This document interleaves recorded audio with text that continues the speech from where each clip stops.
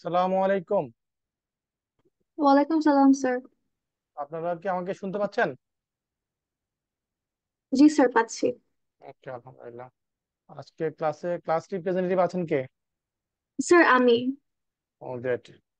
ওকে, তো আমরা স্যার আহ, আপনাকে আমি হোস্ট জি করেছি। বলেন। জি, থ্যাংক ইউ। আমরা ওকে। তো কি 5 মিনিটস পরে স্টার্ট করি নাকি? জি অবশ্যই sir. Thank you.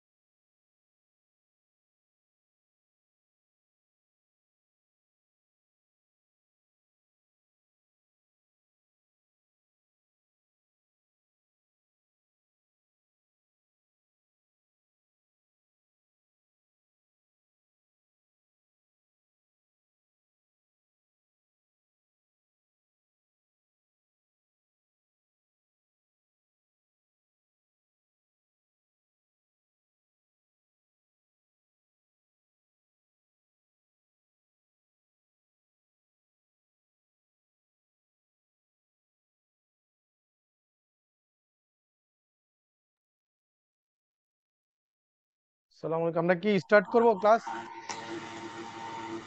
G sir, start করেন। জি স্যার। জি।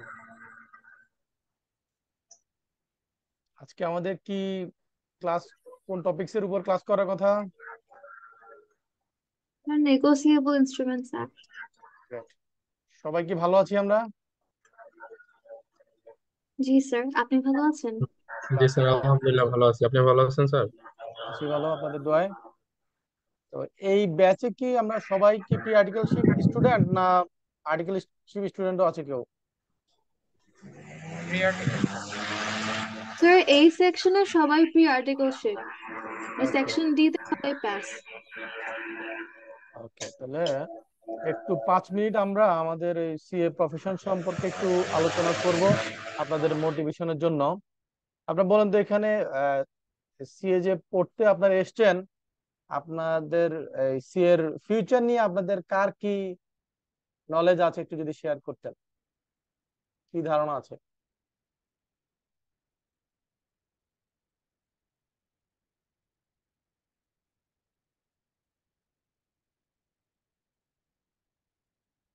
সিএ পড়াশোনা করলে, কোয়ালিফাই করলে কি অবস্থা, আপনার ফিউচারে কি হবেন বা কি সুযোগ সুবিধা আছে, অথবা আপনি যদি জাস্ট কোর্স কমপ্লিট করেন তাহলে কি বেনিফিট আছে, অথবা যদি আপনি পার্টলি কোয়ালিফাইড হন সেক্ষেত্রে কি বেনিফিট আছে, একটু যদি কেউ শেয়ার করতেন। কারণ আপনি কোন একটা কাজ করলে এটার আলটিমেট রেজাল্টটা যদি আপনি না জানেন বা এটা বেনিফিটটা না জানেন, তাহলে সেটা আপনার জন্য কি ডিসিশনটা সঠিক বলে মনে হবে বা এতটা লুক্রেটিভ মনে হবে কিনা বলুন তো? না স্যার। মনে হবে না। তাহলে আপনারা একটু যদি বলেন যে, যদি কেউ চার্টার অ্যাকাউন্টেন্ট হিসেবে কোয়ালিফাই করে, অ্যাসোসিয়েট চার্টার অ্যাকাউন্টেন্ট হিসেবে সে প্রতিষ্ঠিত হয়, তাহলে তার ডে ওয়ানে তার মার্কেটে কি সুবিধা থাকবে বা কি বেনিফিট সে পাবে,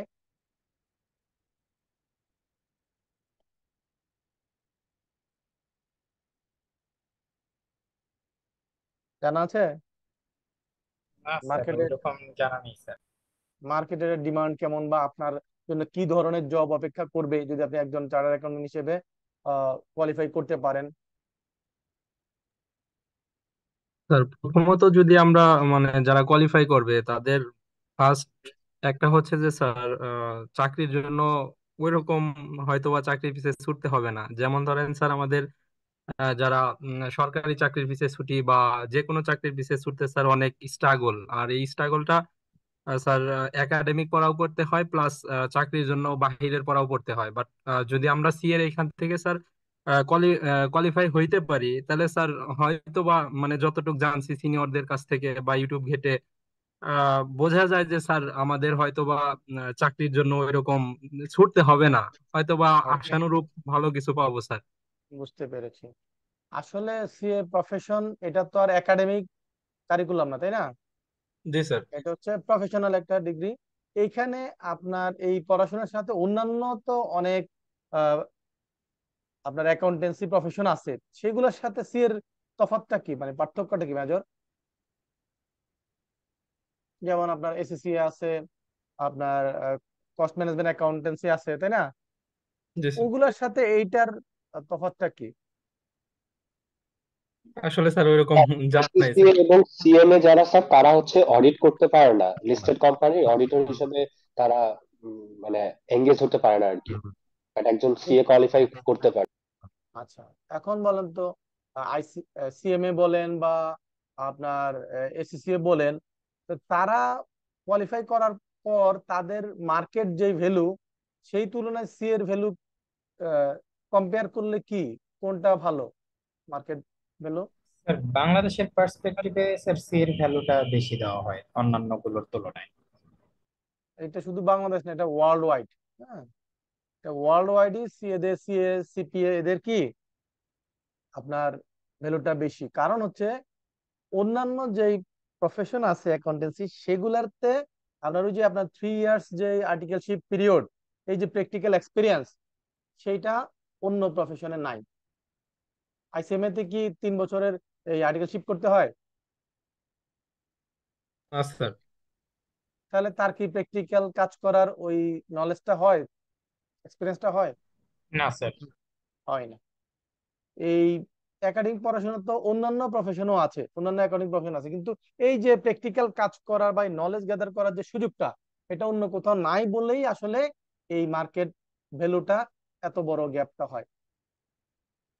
এখন একজন বলেন তো দেখি, একজন চার্টার অ্যাকাউন্ট হিসেবে কোয়ালিফাই করলে বাংলাদেশের মার্কেটে সে কোন লেভেলের পজিশনে জবে জয়েন করবে এবং তার আহ, সর্বনিম্ন স্যালারি কেমন হবে? স্যার এক্সিকিউটিভ এবং সর্বনিম্ন স্যালারি 1 লাখ। Executive, great. আচ্ছা, আর কারো কোনো নলেজ?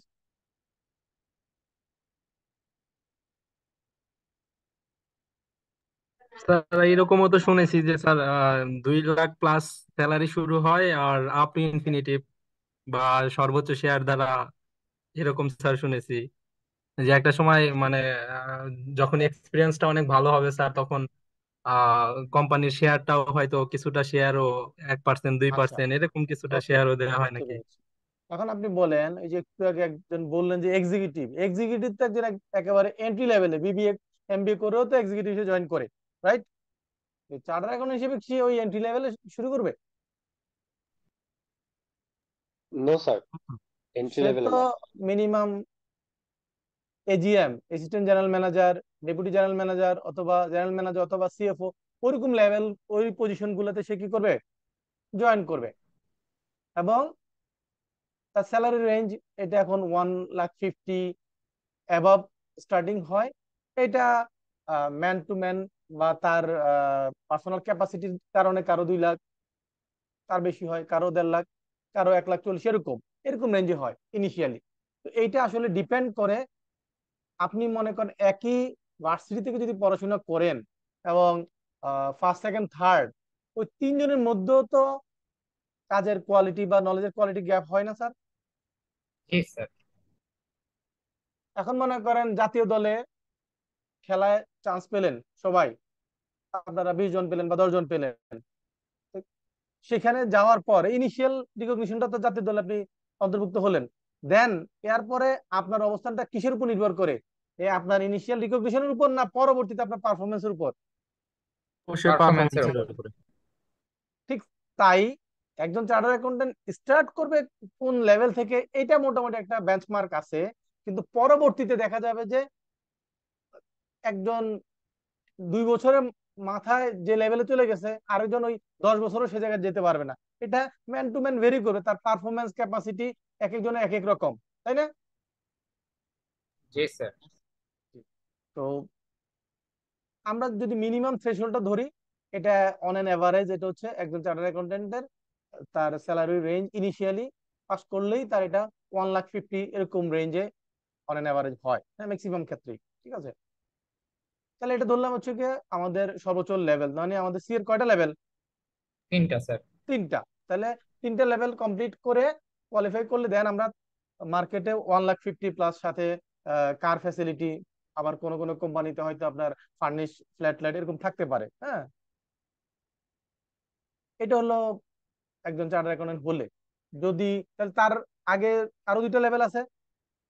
প্রথম লেভেল হচ্ছে আপনার কি, যদি আমি কোনো লেভেলই পাস না করি, জাস্ট কোর্স কমপ্লিটেড, তাই না, আর্টিকেলশিপ করলাম, এটা একটা লেভেল ধরতে পারি, এক ক্যাটাগরি ধরতে পারি, ক্যাটাগরি 1।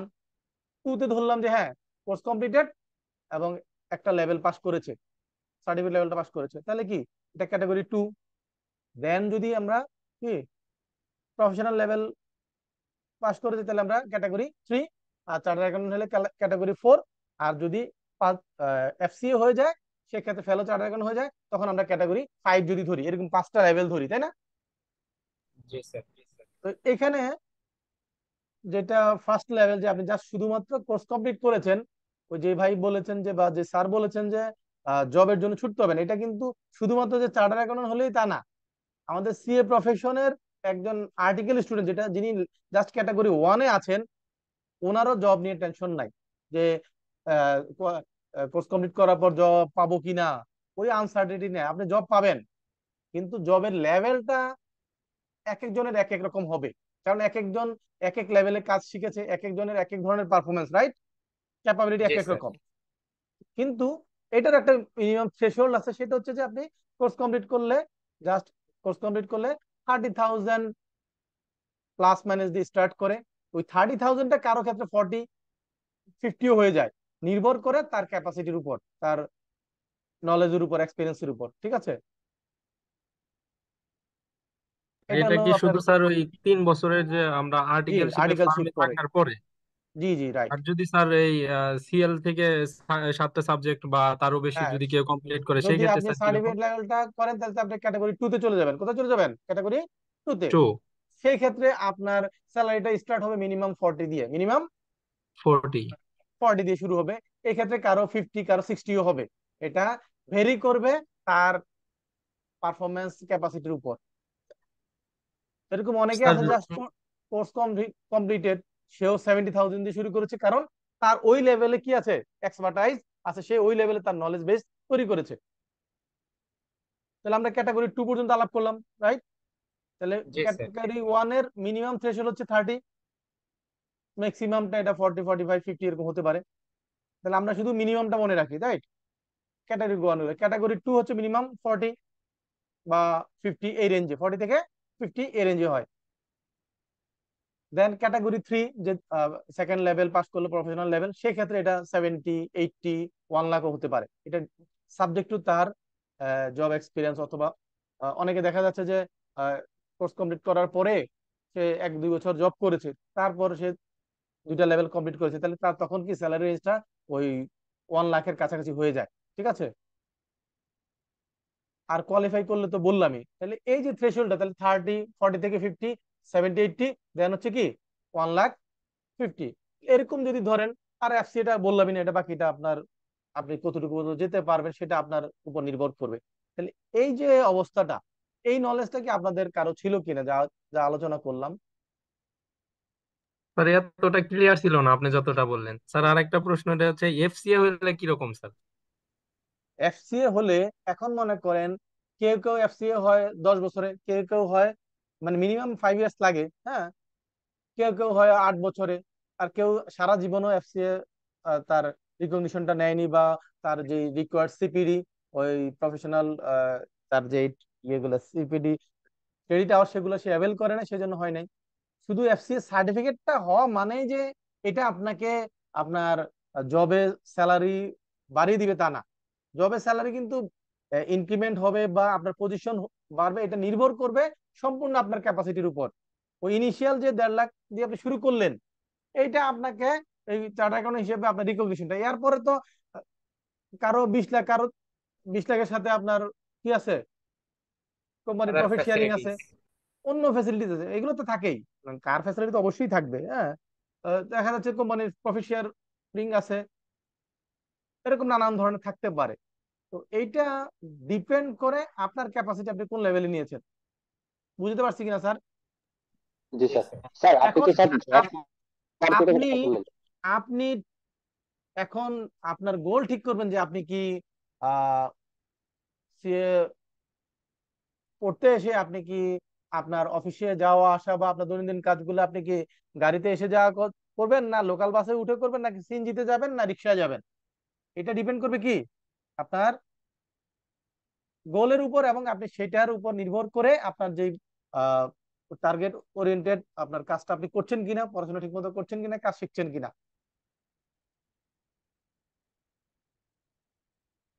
Clear sir? জি স্যার। জি স্যার। এখন সিএ পড়তে এসে এক একজনের কি হয়, এক এক ধরনের নলেজ থাকে, এক এক ধরনের কি সে তার আগে থেকে বিভিন্ন জন থেকে শুনে অনেক ধরনের তথ্য তার মাথায় থাকে। এখন বলেন তো, আপনারা যে সিএ পড়তে এসছেন, সিএ কোয়ালিফাই করে যেরকম চার্টার অ্যাকাউন্টেন্টের সাথে কথা বলে সিএ পড়তে আসছেন, এরকম কজন আছেন? আমি একজন। আর স্যার আমার বড় স্যার ভাই প্রফেশনাল স্যার লেভেলে আছে। স্যার আমিও স্যার আছি স্যার আমার তাহলে স্যার মানে আমার বুঝতে পারছি যে 4-5 জন আছেন, এই তো। জি স্যার। এখন বলেন তো, এই 4-5 জনের মধ্যে সবই বলেন তো, সব কেউ স্যার কি একটা আপনাকে, কথাই বেশি বলে স্যার। বুঝি স্যার নাই। সব মানে যারা সিএ হয়ে গেছেন, মানে হুম। এসিও পর্যায়ে আছেন, যেই বড় ভাইরা আছেন, তারা সবাই একটা কথাই বলে যে 3 বছর তোমার জীবন থেকে সবকিছু হারায়া যাইতে হবে, আমি ওখানে আসতেছি স্যার, একটু ওয়েট করেন, আমি ওখানে আসতেছি। আমি জাস্ট কিছু জিনিস জানার জন্য সবার, এই 4-5 জন বলেন তো, যারা চার্টার অ্যাকাউন্টেন্টের সাথে কথা বলবা তাদেরকে জানেন ওইভাবে আসছেন? কোন চার্টার অ্যাকাউন্ট কি আপনাকে বলেছে যে সিএ পাস করা যাবে না, বা এটা কঠিন, এটা সম্ভব না একেবারে, এটা অ্যাচিভ করা যাবে না, এরকম বলেছে কেউ? না স্যার, একদমই কেউ বলেনি স্যার। আচ্ছা বলেন, সবাই এবার বলছে আসেন মানে স্যার বাকি যারা আছেন, করতে বলছে। বাকি যারা আছেন তাদেরকে কি কেউ এরকম বলেছে যে সিএ পাস করা যায় না, অনেক সময় লাগে, এটা কঠিন, এটা সম্ভব না, এরকম কাউকে কি কেউ বলেছে না স্যার, অন্যদেরকে? এরকম বলিনি স্যার, আমি তো আরো আর্টস থেকে আসছি স্যার। দেখবেন আপনি ফার্মে আসলে এবং সিএ পড়া শুরু করলে, আপনি কি যেই বড় ভাই জীবনে পরীক্ষা পাশ করে নাই, হ্যাঁ, আপনি কি তার পিছনে হাঁটবেন, না যে ভালো করতেছে পড়াশোনা করতেছে তার পিছনে হাঁটবেন? যে পড়াশোনা করছে, যে ভালো করছে, তার পিছনেই স্যার। তো আপনি যদি মনে করেন যে বাবা পরীক্ষা দেওয়ার ফেল করে, আর তার অ্যাডভাইস নিয়ে আপনি মনে করেন যে পাশ করা যাবে না, আপনার বইপত্র ওই শেলফের উপর রেখে দেন, তাহলে আপনি কি সঠিক রাস্তায় আছেন? স্যার নাই। তো এটা যেটা হয়, যিনি নিজে পারে নাই তিনি অন্যদেরকে কি করবে, ডিমোটিভেট করবে, এটাই স্বাভাবিক। আর যে স্যার কোয়ালিফাই করতে পারে তার তো ওই লেভেলে কি এক্সপার্ট অফ নলেজটা যায় নাই, সে আপনাকে তাহলে অ্যাডভাইস করবে কিভাবে? ব্যাপারটা তো তাই নাকি? জি স্যার। তো তো আমাদের যেটা করতে হবে, আপনি যে ফার্মেই থাকেন, ফার্মে না থাকলেও যেহেতু আপনার প্রি আর্টিকেল শিপ, ফার্মে না থাকলেও কোনো সমস্যা নাই, আপনি আইসিবি তে লাইব্রেরিতে আসবেন, অথবা সিএ পরে ভালো করছে এরকম খোঁজ খবর নিয়ে আপনি তাদের সাথে কানেক্টেড থাকবেন, হ্যাঁ। এতে হবে কি, আপনার পাশ করার চান্সটা বেড়ে যাবে, এবং যখন সিএ পড়তে আসবেন আপনাকে ওরকম সিএ পরে এরকম লোকজনের সাথেই ম্যাচে উঠতে হবে, বা যেখানে থাকবেন ওখানে। তো আপনি যদি ব্যবসায়ী বা ক্রিকেট খেলোয়াড়, ফুটবল খেলোয়াড়ের সাথে ওঠেন, তাহলে আপনার পড়াশোনার ওই পরিবেশটা কি থাকবে? না স্যার। থাকবে না। আপনাকে সিরিয়াসলি পড়াশোনা করে এরকম টিমের সাথে রুমমেট বানাতে হবে, তাই না? জি স্যার। এক। আরেকটা হচ্ছে, বাকি ক্লাসগুলোতে ধাপে ধাপে আপনাদেরকে বলবো যে আসলে সিএ পড়তে গেলে কিভাবে আপনি আপনার লাইফটা সেট করলে সিএ পাসটা আপনার অনেক সহজ হয়ে যাবে। ওকে, আজকে যেহেতু আমাদের অন্যান্য ক্লাস আছে, আমি জাস্ট আজকে 15 মিনিট এখানে আপনাকে দিলাম, একটা জাস্ট থট দিলাম যে আপনি যদি না জানেন যে আমি এখান থেকে যদি এই রেসে একটা প্রতিযোগিতায় জয়েন করলাম, প্রতিযোগিতায় কোয়ালিফাই করলে আমি কি অ্যাওয়ার্ড পাবো, এটা যদি আমি না জানি, যদি আমাকে বলে যে আমাকে $10 লক্ষ কি করবে, $1 মিলিয়ন কি করবে, প্রাইজ দিবে, ওইটার জন্য আমি যে এফোর্ট দিব, আর আমাকে যদি বলে যে 10,000 টাকা দিবে, আমি সেই পরিমাণ এফোর্ট কি 10,000 টাকার জন্য দিব?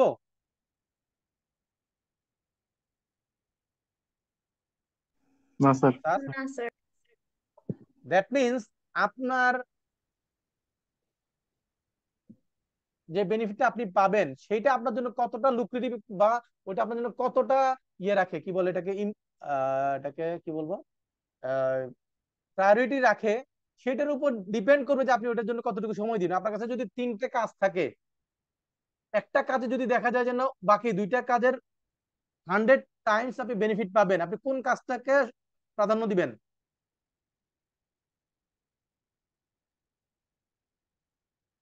যেই কাজটাতে সর্বোচ্চ বেনিফিট পাওয়া যাবে নাকি? জি স্যার। তো আপনি যদি নাই জানেন যে সিএ পড়তে আসলে আপনার গোলটা কি, আপনি কোথায় যাবেন, আচ্ছা আমি তো একটু আগে আপনার ফিনান্সিয়াল বেনিফিটটা বললাম। এই যে যারা কোর্স কমপ্লিট করে বের হয় ফার্স্ট ক্যাটাগরি, ওরা ম্যাক্সিমামই জয়েন করে এক্সিকিউটিভ অথবা সিনিয়র এক্সিকিউটিভ এই লেভেলে। ওকে, যারা সেকেন্ড ক্যাটাগরিতে থাকে তারা জয়েন করে অ্যাসিস্ট্যান্ট ম্যানেজার অথবা ডেপুটি ম্যানেজার লেভেল থেকে। দ্যাট মিনস আপনি যখন কোর্স কমপ্লিটের সাথে একটা লেভেল পাস থাকবে, তখন আপনার ডেজিগনেশনের সাথে একটা অ্যাসিস্ট্যান্ট হোক আর ডেপুটি ম্যানেজার শব্দটা থাকবে, রাইট? কিন্তু শুধু কোর্স কমপ্লিট হইলে কিন্তু আপনি ম্যানেজার হিসেবে জয়েন করার ওই স্কোপটা হবে না। ছোট কোম্পানিতে যদি জয়েন করেন একদম, বা ছোট প্রতিষ্ঠানে, সেগুলোতে হয়তো ওরা ওই ম্যানেজারের পজিশন কি ওটা বোঝো না, ও আপনাকে দিবে, কিন্তু আপনার ম্যানেজারিয়াল পজিশনটা শুরু হবে কি একটা লেভেল পাস করলে, ঠিক আছে? আর যখন আপনি সেকেন্ড লেভেল কমপ্লিট হয়ে যাবে তখন কিন্তু আপনি ফুল ম্যানেজার, অথবা সিনিয়র ম্যানেজার হিসেবেও আপনি জয়েন করবেন, অথবা যদি এক্সপিরিয়েন্স হন সেক্ষেত্রে আপনি অ্যাসিস্ট্যান্ট জেনারেল ম্যানেজার হিসেবেও জয়েন করতে পারেন। তাহলে এই যে অবস্থাগুলো আপনি চিন্তা করেন, আপনি চার্টার্ড অ্যাকাউন্ট হলে আপনি অ্যাকাউন্টস ডিপার্টমেন্ট বা ফিনান্স ডিপার্টমেন্টের হেড অফ অ্যাকাউন্টস হিসেবে আপনি জয়েন করবেন, ওই ডিপার্টমেন্টের হেড হিসেবে। আর যদি কোর্স কমপ্লিট করেন, আপনি শুরু করুন ওই অ্যাকাউন্টস ডিপার্টমেন্টের একজন জুনিয়র অফিসার হিসেবে। তাহলে এই দুইটার মধ্যে তফাৎটা কি? একজন হলো একদম টপ পজিশনে, আর একজন হচ্ছে একটা বিল্ডিং এর টপ ফ্লোরে, আরেকজন কোথায়? গ্রাউন্ড ফ্লোরে। পার্থক্যটা কি বোঝা যাচ্ছে স্যার? জি স্যার। তা আমরা কোথায় আমাদের টার্গেট থাকবে, টপে না গ্রাউন্ডে? স্যার টপে টার্গেট থাকবে ইনশাল্লাহ। তো টপে থাকতে হলে ওইটার জন্য আপনাকে কিছু স্যাক্রিফাইস করতে হবে। কি করতে হবে? স্যাক্রিফাইস। স্যাক্রিফাইস করতে হবে। আপনাকে 3টা বছর আপনার জীবন থেকে কিছু কিছু জিনিস বাদ দিয়ে দিতে হবে। এখানে হচ্ছে জাস্ট আপনি স্ট্রেট আপনার পড়াশোনা, কাজ, ফার্মের কাজ, পড়াশোনা, এর বাইরে অন্য কিছু নাই। আপনার এই গেট টুগেদার, ওইখানে আড্ডা দিতে যাওয়া, বন্ধুদের সাথে ঘুরতে যাওয়া, আপনার ওই সোশ্যাল মিডিয়ায় থাকা, ফেসবুকিং, তারপর চ্যাটিং করা, এগুলা থেকে কি করতে হবে? একেবারে নিজেকে দূরে রাখতে হবে। 3 বছরের জন্য দায় মুক্তি নিতে হবে। ওকে, দেন 3 বছর পরে দেখবেন যে আপনার লাইফটা একদম চেঞ্জ হয়ে যাবে। আপনি যদি নিজে প্রতিষ্ঠিত না হতে পারেন, তো আপনার বন্ধু বান্ধব, আত্মীয় স্বজন যারা আপনার সাথে এতদিন খাতির করে চলছে, তারা কি আপনাকে সেই মূল্যায়নটা 5 বছর পরে করবে? না স্যার। করবে না।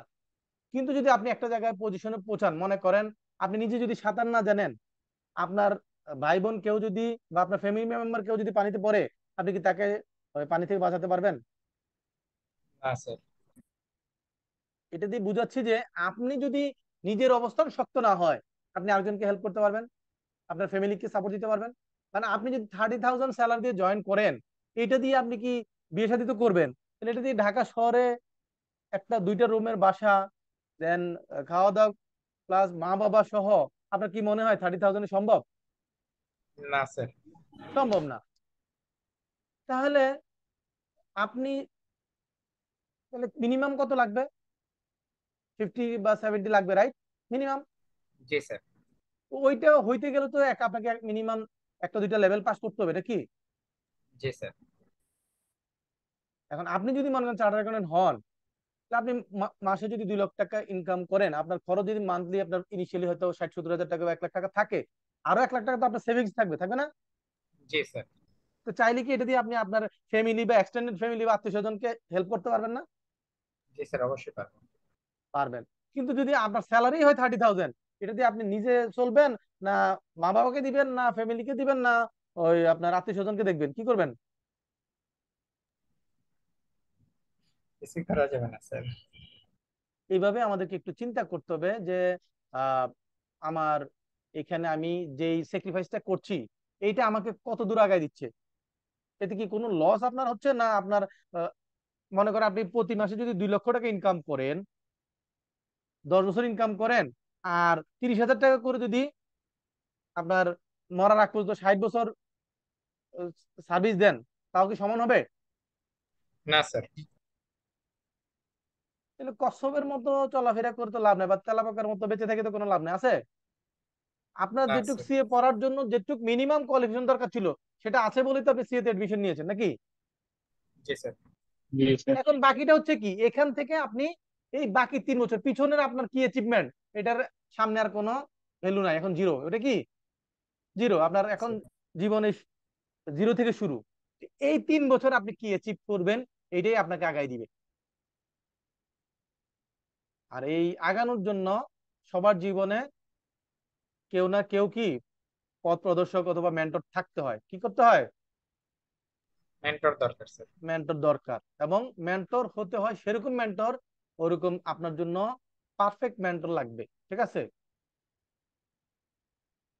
যে আপনাকে রিয়েলি আপনার গন্তব্যে পৌঁছানোর জন্য সে আপনাকে কি করতে পারবে?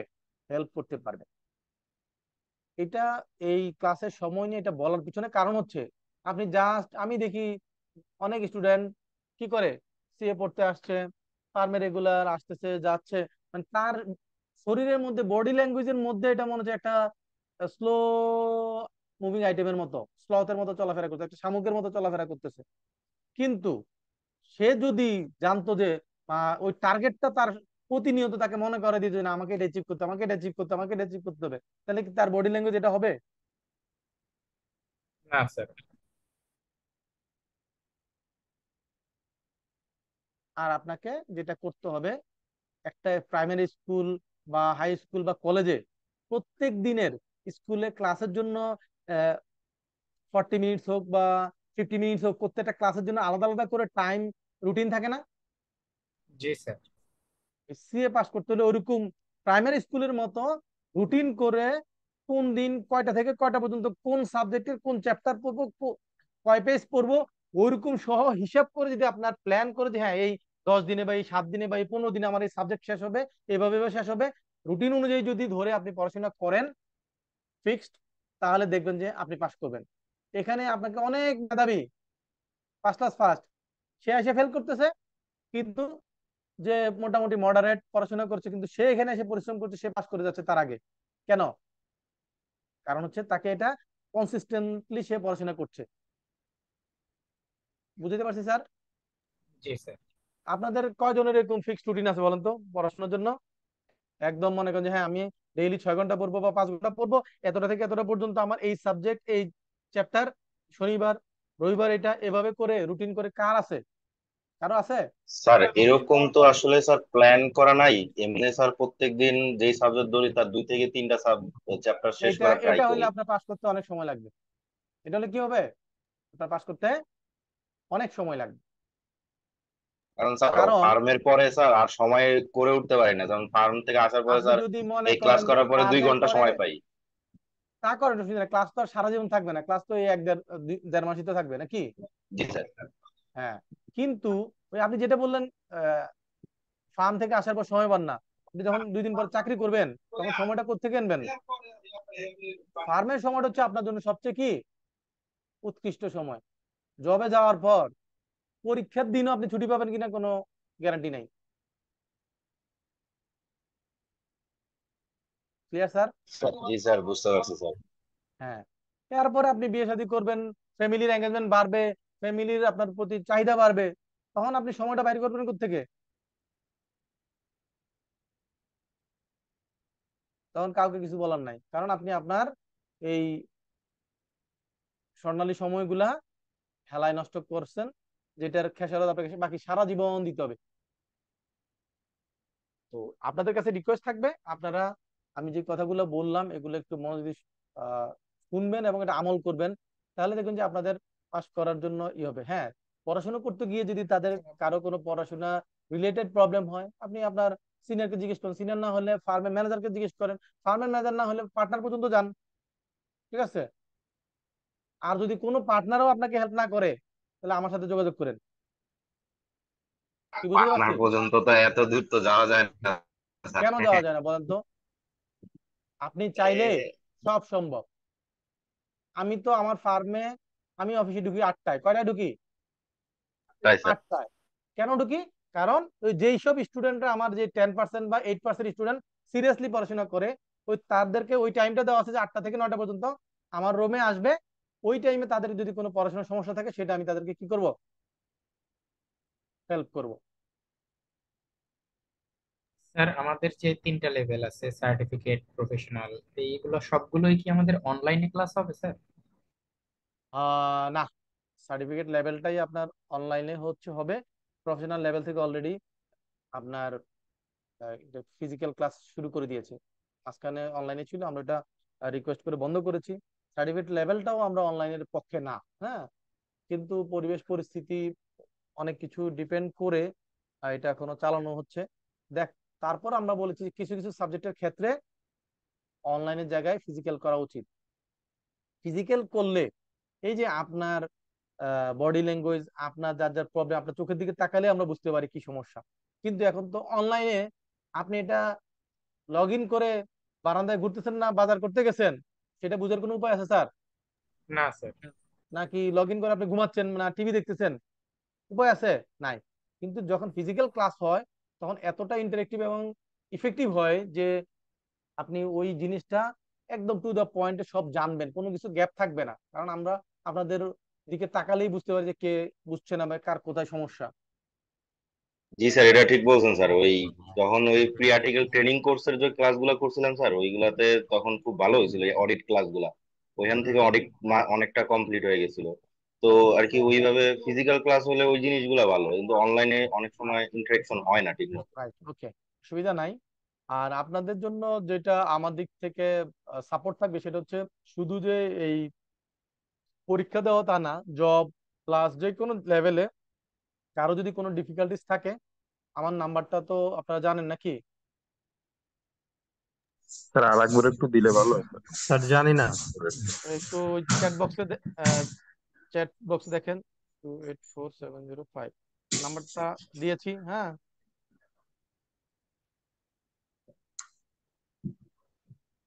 আপনারা এটা আমাকে হোয়াটসঅ্যাপে টেক্সট করবেন। যে কোনো ধরনের সমস্যা আমি আছি, কোনো টেনশন করার কোনো কারণ নাই। আর যদি মনে হয় যে না এমন সমস্যা যেটা ফোনে বলা যাবে না, ফিজিক্যালি আসি বলতে হবে, তাহলে আমার অফিসে চলে আসবেন। কোথায় চলে আসবেন? স্যার আপনার ইমেল সিগনেচারেই নাম্বারটা আছে। কোথায় নাম্বারটা আছে? স্যার আপনি যে ইমেলের সিগনেচার আছে ওখানে এই সেম নাম্বারটা আচ্ছা, আছে। তাহলে দেখেন এই যে আপনার যে এত স্টুডেন্ট এখানে আছেন, বাকিরা যেহেতু বলেন না, দ্যাট মিনস হচ্ছে ওনারা সিরিয়াসলি মেলগুলো চেক করেন না।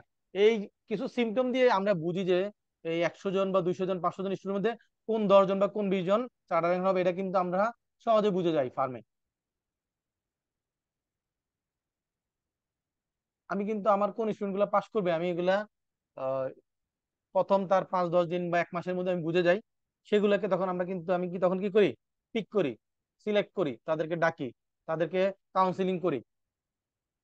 বুঝতে পারছি স্যার? এই আপনাদের এই ছোট ছোট কিছু অ্যাক্টিভিটিস দিয়েই আমরা বুঝতে পারি যে কারা কোয়ালিফাই করবে। তাদের কিছু এক্সট্রা কোয়ালিটি থাকে, তাদের কিছু এরকম আহ আহ, কি বলে ডেডিকেশন থাকে, এটা বোঝা যায়। যাই হোক, আমরা আশা করবো যে আপনারা ভালো করবেন সবাই। আর সিএ পড়াশোনা করা শুরু করা অথবা জব যে কোনো রিলেটেড কোনো প্রবলেম হলে আমাকে যোগাযোগ করবেন, ইনশাল্লাহ আমি হেল্প করব। আর আমি ওপেন থাকি। আর আমার ফার্মে আজীবন আমি মানে এত বছর ধরে প্র্যাকটিস করছি, সবসময় আমার রুমের দরজাটা খোলা রাখি, যাতে স্টুডেন্টরা সহজে অ্যাক্সেস পায়, আসতে পারে, বা ওদিক দিয়ে হেঁটে যাওয়ার সময় আমার দিকে তাকালে আমি বুঝতে পারছি সে কিছু একটা বলতে চায়। কিন্তু যদি আমি দরজা বন্ধ করে রাখি তাহলে তো সে তো ভয়ে ঢুকবে না, ভিতরে ঢুকবে? না স্যার। স্যার ঢুকবে না। আপনি তো স্যার ক্যারিয়ার নিয়ে এতক্ষণ বললেন, মানে যারা জব করবে তাদের কথা বললেন, বাট যারা সারা সিএ হয়ে যাওয়ার পর প্র্যাকটিসে চলে যেতে চায় তাদের সম্পর্কে, তাদেরকে নিয়ে যদি কিছু বলতেন, দ্যাট মিনস আগে চাকরি না তারপরে প্র্যাকটিস, বা এটা নিয়ে যদি একটু বলতেন এইটা কিছু। এইটা এক একজনের এক এক রকম পার্সপেক্টিভ আছে। যেমন আমি যখন স্টুডেন্ট, তখনই আমার প্রিন্সিপাল, আমার দুজন স্যার ছিলেন, ওনারা বলেছেন যে তোমাদের এই 3 জন যদি কোয়ালিফাই করো তোমাদেরকে আমরা পার্টনার হিসেবে ফার্মে নিয়ে নিব। ওকে, আমরা কিন্তু ওই 3 জনই কোয়ালিফাই করেছি। তাহলে দেখেন, ওনাদের এত স্টুডেন্ট ছিল, ওনারা তো সিলেক্টিভ কেন ওই 3 জনকে বললো যে তোমরা যদি কোয়ালিফাই করো, বলেন তো? স্যার আপনাদের মধ্যে এমন কিছু তারা হ্যাঁ, দেখছে বা ওনারা বুঝতে পাইছে। পেরেছে যে জি এরা স্যার। ভালো করবে, রাইট? জি স্যার। এখন শুধু কোয়ালিফাই করলে, পাস করলে সবাইকে যদি ফার্মে পার্টনার বানাইতো, তাহলে তো এক এক ফার্মে তো 100 জন করে পার্টনার থাকতো, রাইট? পঞ্চাশ ইয়েস জন স্যার। করে থাকতো।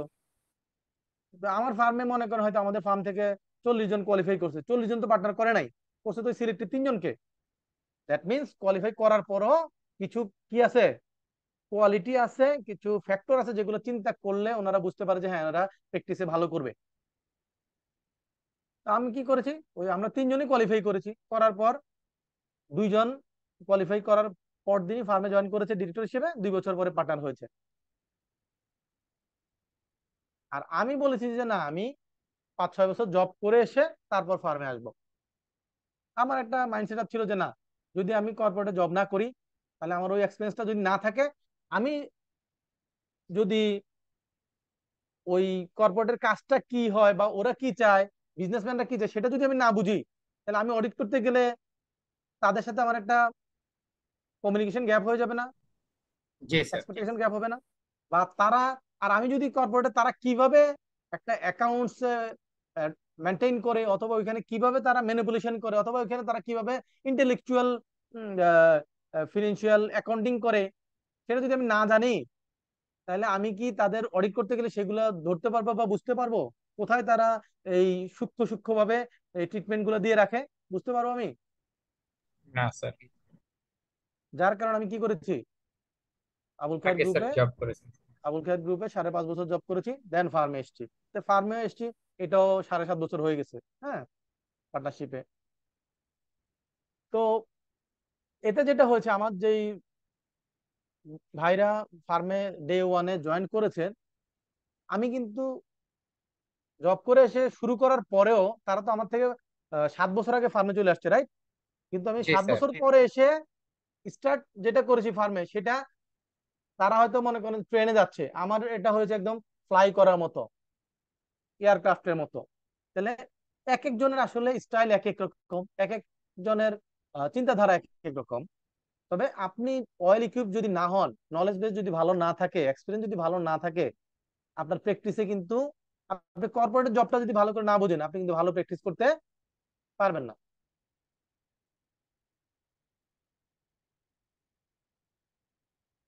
আমি যে ফার্মে স্টুডেন্ট ছিলাম, সেই ফার্মে এখন পার্টনার হিসেবে ছিলাম, আছি গত 7.5 বছর ধরে। গত মাসে কি করেছি, ওই পার্টনারশিপ ফার্ম থেকে রিলিজ নিয়ে এই মাস থেকে একাই নিজে ফার্ম শুরু করেছি নিজের নামে। তাহলে কনগ্রাচুলেশন স্যার। আমার ওই লেভেলে যদি আহ অবস্থান তৈরি না হতো, একা ওই ফার্ম স্টার্ট করার সাহস কি করতাম? না স্যার। আপনাকে যেটা করতে হবে, প্রতিনিয়ত, আর কিছু লাগবে না, একটা জিনিস মাথায় রাখতে হবে, যে প্রত্যেক দিন উঠে আমরা যখন মার্কেটে শেয়ার কিনি, শেয়ার বেচা করি, প্রত্যেকদিন আমরা শেয়ারে মূল্য দেখি না মার্কেটে, আজকে প্রাইসটা কত, জি স্যার। 1 ঘন্টা পরে কত, 2 ঘন্টা পরে কত, দেখি না? জি ঠিক তেমনি আপনি আপনাকে প্রত্যেক দিন মেজার করবেন, প্রত্যেকদিন না সম্ভব, প্রত্যেক মাসে আপনি আপনাকে জাজ করবেন যে মার্কেটে আপনার ভ্যালুটা কোন লেভেলে আছে। আপনি যেটা মনে করছেন আসলে মার্কেটে আপনার ভ্যালুটা কত, এটা কিভাবে বুঝবেন বলেন তো, মার্কেটে আপনার ভ্যালুটা কত? মনে করেন আপনি একটা কোম্পানিতে জব করছেন একজন ম্যানেজার হিসেবে, আপনার বা ডেপুটি ম্যানেজার হিসেবে আপনার স্যালারি হচ্ছে 50,000, স্যালারি কি 50,000। এখানে আরো 2 বছর জব করলেন, আপনাকে ম্যানেজার করলো, এখন স্যালারি হলো 70। কিন্তু আপনার কাছে মনে হচ্ছে যে না, আমার তো স্যালারি এটা কম হয়ে যাচ্ছে, এই হয়ে যাচ্ছে, অথবা এটা খুব ভালো, আপনার কাছে মনে হচ্ছে না এটা খুব ভালো মার্কেট তুলনায়। কিন্তু আপনি ওই যে কাজ করতে করতে করতে করতে আপনি যদি আপনার ক্যাপাসিটি ডেভেলপ না করেন, তাহলে 5-7 বছর পরে আপনার ওই অবস্থান কি ওইখানে থাকবে, না আপনার থেকে লোকজন আরো আগে যাবে? আরো আগে যাবে স্যার। আগে যাবে। তাহলে আপনি আপনার মার্কেট ভ্যালুটা কত আছে, এটা জাজমেন্ট করতে হলে কি করতে হবে? স্যার আমার ক্যাপাসিটি ইনক্রিজ করা লাগবে, কোয়ালিটি ইনক্রিজ করতে হবে, এটা তো ডেইলি ইনক্রিজ করা নতুন কিছু লাগবে, শিখতে ইনক্রিজ হবে স্যার। করলে ভ্যালু বাড়বে, কিন্তু জি ভ্যালুটা স্যার। কত এটা জাজমেন্ট করবেন কিভাবে? একটা প্রোডাক্টের ভ্যালু কত এটা জাজমেন্ট করতে হলে আপনার কি বাজারে যেতে হবে না, বাজারে তুলতে হবে না? জি স্যার, বাজারে কিরকম ডিমান্ড আছে তাহলে সেটার উপরে আপনার নির্ভর করবে। আপনার আপনার ভ্যালুটা কোথেকে জানবেন? জব মার্কেটে। কোথায়? জব জব স্যার মার্কেটে। অবশ্যই জব মার্কেটে আপনি বিভিন্ন জায়গায় সিভি ড্রপ করবেন, করার পর আপনাকে ইন্টারভিউতে কল করে কিনা, নাম্বার ওয়ান হচ্ছে কল করে কিনা। যদি না করে তাহলে আপনার অবস্থা ভয়াবহ। আপনার অবস্থা কি? ভয়াবহ স্যার। ভয়াবহ। কল করেছে, কিন্তু আপনি করেছিলেন 50টা জায়গায়, কল করছে মাত্র 4-5টা জায়গায়, তার মানে কি অবস্থান ভালো না খারাপ? খারাপ স্যার। খারাপ। ওকে, আপনি 50টা করেছেন, 50টার 50টাই আপনাকে ডাকছে, অবস্থান ভালো না খারাপ? Too good sir. মনে হচ্ছে ভালো, কি মনে হচ্ছে? ভালো। ভালো স্যার। তো ভালো কি না এটা জাজমেন্ট করবেন কিভাবে? যখন আপনি ইন্টারভিউ দিতে যাবেন, তখন আপনাকে বর্তমান যে পজিশন, বর্তমান যে স্যালারি, সেইটার তুলনায় আপনাকে পজিশন উপরে দিচ্ছে, আর স্যালারি তার চেয়ে কতটুকু আপনাকে বাড়া দিচ্ছে না কমায় দিচ্ছে না সেম রাখতেছে, তখন তো আপনি বুঝে যাবেন যে আমি এখানে 70 পাই, কিন্তু যেখানে যাচ্ছে আমাকে 50-এর বেশি বলতেছে না। আপনার ক্যাপাসিটি কি, মার্কেট ভ্যালু ঠিক আছে না নাই? ঠিক নাই স্যার। তারা আপনি বিলো মার্কেটে চলে গেছেন, তাহলে মার্কেটের পারে থাকতে হবে না, এট পারে থাকতে হবে। এট পারে থাকতে হলে কি করতে হবে? অলওয়েজ নিজের ক্যাপাসিটি ডেভেলপ করতে হবে। বুঝতে পারছি স্যার? জি স্যার। জবে অনেক ভালো থাকলেও, আর জব চেঞ্জ করার জন্য সবসময় যখন আপনার যে জবে আছেন খুব ভালো আছেন, ওই ভালো থাকা অবস্থায় জব চেঞ্জ করতে হয়। যখন জবটা চলে যায় বা বিপদে পড়েন তখন জব চেঞ্জ করতে হয় না, এটা বুঝতে হবে। কারণ স্যার আমার যখন একটা জব কোয়েশ্চেন ছিল। যখন জব চলে যায় বা আপনার অবস্থা খারাপ, তখন আপনি জব খুঁজতে গেলে তখন আপনি বার্গেন পাওয়ার আপনার থাকে না, কি থাকে না? বার্গেনিং পাওয়ার স্যার। বার্গেনিং পাওয়ার থাকে না, কারণ আপনার তো কোনো ভাবে জবটা হইলেই বাঁচেন এরকম, তাহলে আপনি তখন কি তার সাথে আর্গুমেন্টে যাবেন, বার্গেন করতে পারবেন? না স্যার। আর সে যদি জানে যে আপনি গত 3 মাস ধরে আপনার চাকরি নাই, আপনাকে যা বেতন পাচ্ছেন তার অর্ধেক আপনাকে অফার করবে না? জি স্যার। কিন্তু যদি জানে যে আপনি ওই কোম্পানি খুব ভালো পজিশনে আছেন, বলে জিজ্ঞেস করবে আপনি কেন আসছেন, বলে যে এর চেয়ে আমি চাই যে আমার ক্যাপাসিটিটা আরো ইয়ে করতে এবং ভালো অবস্থানে যেতে, তখন কিন্তু দেখবেন যে আপনার স্যালারি নিয়ে খুব একটা বার্গেন করবে, উল্টা আরো বেশি দিবে। কিন্তু যদি বুঝে যে না আপনার অবস্থান খারাপ, তাহলে আপনার স্যালারি উল্টা আরো কম অফার করবে। মার্কেট অলওয়েজ যাচাই করতে হবে। আপনি ভালো থাকেন খারাপ থাকেন যাই থাকেন, মার্কেট কিছুদিন পর পর আপনাকে যাচাই করতে হবে তাহলে। এবং যুগের সাথে মার্কেটে দেখবেন যে জব মার্কেটে কোন জিনিসটার চাহিদা বেশি, কি করে বুঝবেন? মার্কেটে যে জবে সার্কুলার হয় সেখানে দেখবেন যে তারা কি কি রিকোয়ারমেন্ট দেয়, তখন দেখবেন যে ওখানে কোন কোন রিকোয়ারমেন্টটা আপনার নাই, মানে আপনার কোন ক্যাপাসিটিটা নাই, শর্টেজ আছে, আপনি তখন সেটা কি করবেন? ডেভেলপ করবে স্যার। ডেভেলপ করবেন। বুঝতে পারছি স্যার? জি স্যার। যেমন একটা সিম্পল এক্সাম্পল দেই, কোর্স কমপ্লিট করলেন, করে এরকম প্রতিনিয়ত ফার্ম থেকে স্টুডেন্ট বেরোচ্ছে না? জি স্যার। এটা হলো আমজনতা, এটা কি আমজনতা এভারেজ। তো ওইখানে মনে করেন চাইছে কোর্স কমপ্লিটেড, সাথে চাইছে যে আপনার ট্যাক্স ব্যাট ভালো জানে, কিন্তু আপনি সবাই ওখানে কোর্স কমপ্লিট যারা আছে সবাই অ্যাপ্লাই করবে না? জি স্যার। করলো। তো সেখানে দেখা গেল যে যারা অ্যাপ্লাই করছে 50 জনের মধ্যে সবাই কোর্স কমপ্লিটেড, কিন্তু দুইটা ছেলে আছে যার সফটওয়্যারের খুব ভালো নলেজ আছে, অ্যাকাউন্টিং সফটওয়্যারে, যার ট্যাক্সে ভালো জানে, ভ্যাটে মোটামুটি জানে। তাহলে সে কি আপনাদের তুলনায় আগায় থাকবে না পিছিয়ে থাকবে?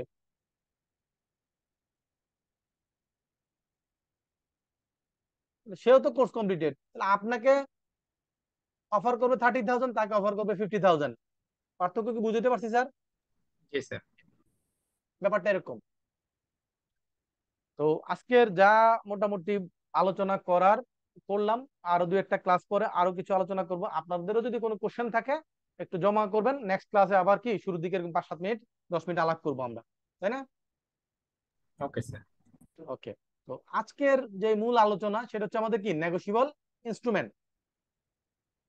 এখন আপনি বলবেন যে স্যার আপনি তো আমাদের মূল আলোচনার বাইরে এগুলা বলে আমাদের সময়টা নষ্ট করে দিয়েছেন, তাই না? স্বাভাবিক।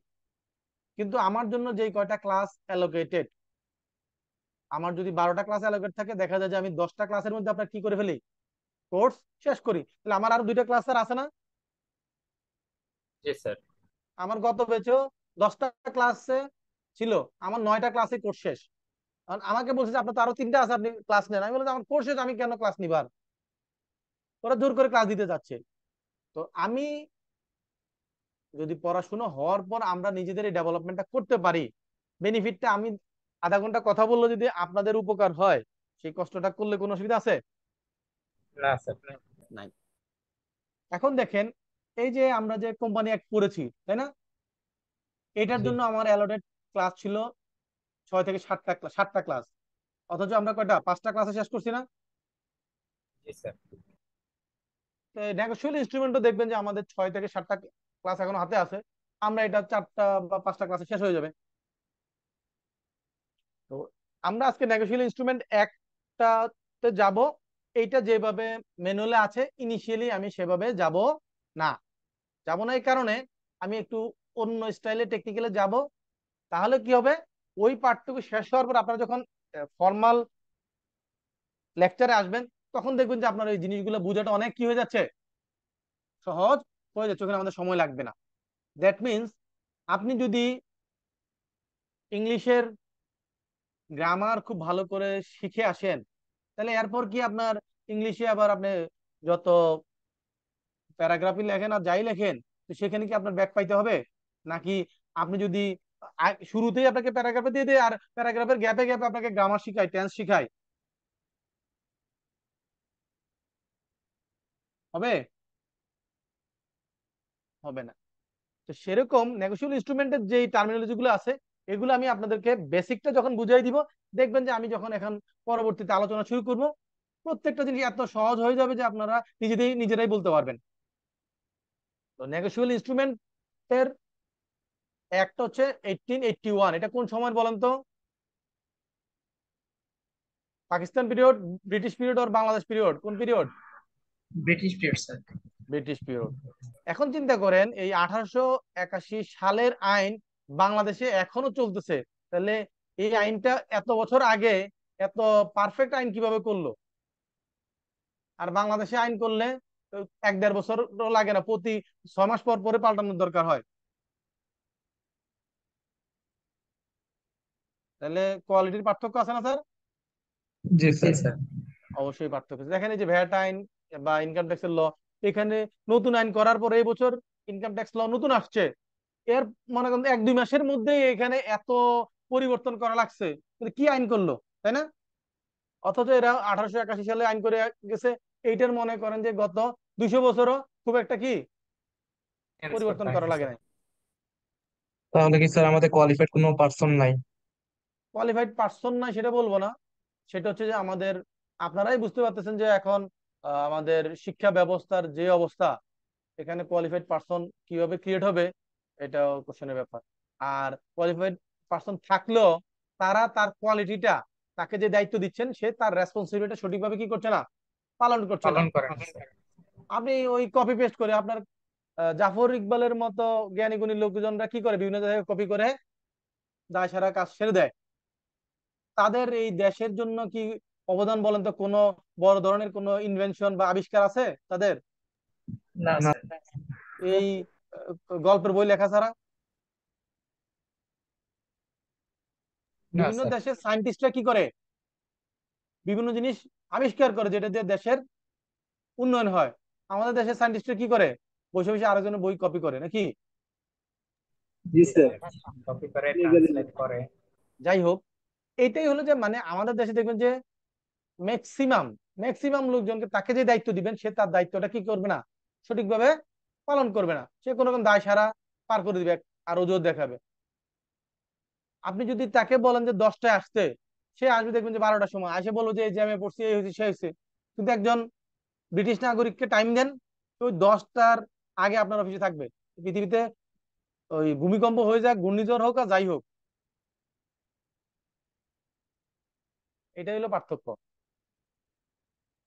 নেগোশিয়েবল ইনস্ট্রুমেন্টটা কি? নেগোশিয়েবল, তার মানে এটা কি করা যায়, নেগোশিয়েট করা যায়, সেট করে দিয়েছে। নেগোশিয়েট করা যায়, রাইট? আর ইনস্ট্রুমেন্ট, ইনস্ট্রুমেন্ট মানে হচ্ছে একটা ডকুমেন্ট, ইনস্ট্রুমেন্ট মানে কি একটা ডকুমেন্টস। ডকুমেন্ট। তাহলে এই নেগোশিয়েবল ইনস্ট্রুমেন্ট হচ্ছে একটা নেগোশিয়েট করা যায় এমন কোন একটা কাগজপত্র বা ডকুমেন্টের এগেনস্ট অ্যাক্ট। এই নেগোশিয়েবল ইনস্ট্রুমেন্ট বলতে 3টা জিনিসকে বোঝায়। কয়টা জিনিসকে বোঝায়? 3টা জিনিস। কি কি জিনিস? প্রমিসারি নোট, বিল অফ এক্সচেঞ্জ এবং চেক। এই 3টা জিনিসকে কি বলে? Negotiable instrument. নেগোশিয়েবল ইনস্ট্রুমেন্ট বলে। নেগোশিয়েবল ইনস্ট্রুমেন্ট মানে কি? দেখেন আমি মনে করেন আমি আপনাকে একটা চেক দিলাম, বিআরআর চেক, ক্রস করলাম না, এই চেকটা আপনি আপনার ড্রাইভারকে দিয়ে টাকাটা ব্যাংক থেকে তুলতে পাঠাতে পারবেন না? জি পারবো স্যার। জি স্যার। তাহলে আমি দিলাম আপনাকে, আপনি দিলেন আপনার ড্রাইভারকে, তাহলে আপনি আপনার ড্রাইভারের সাথে এটা নেগোশিয়েট করেছেন। জি। জি স্যার। দ্যাট মিনস নেগোশিয়েবল ইনস্ট্রুমেন্টটা হচ্ছে এমন যে যার হাতে যাবে, যে এটার হোল্ডার, সে সেটার বেনিফিটটা পাওয়ার জন্য কি হবে, এন্টাইটেল হবে।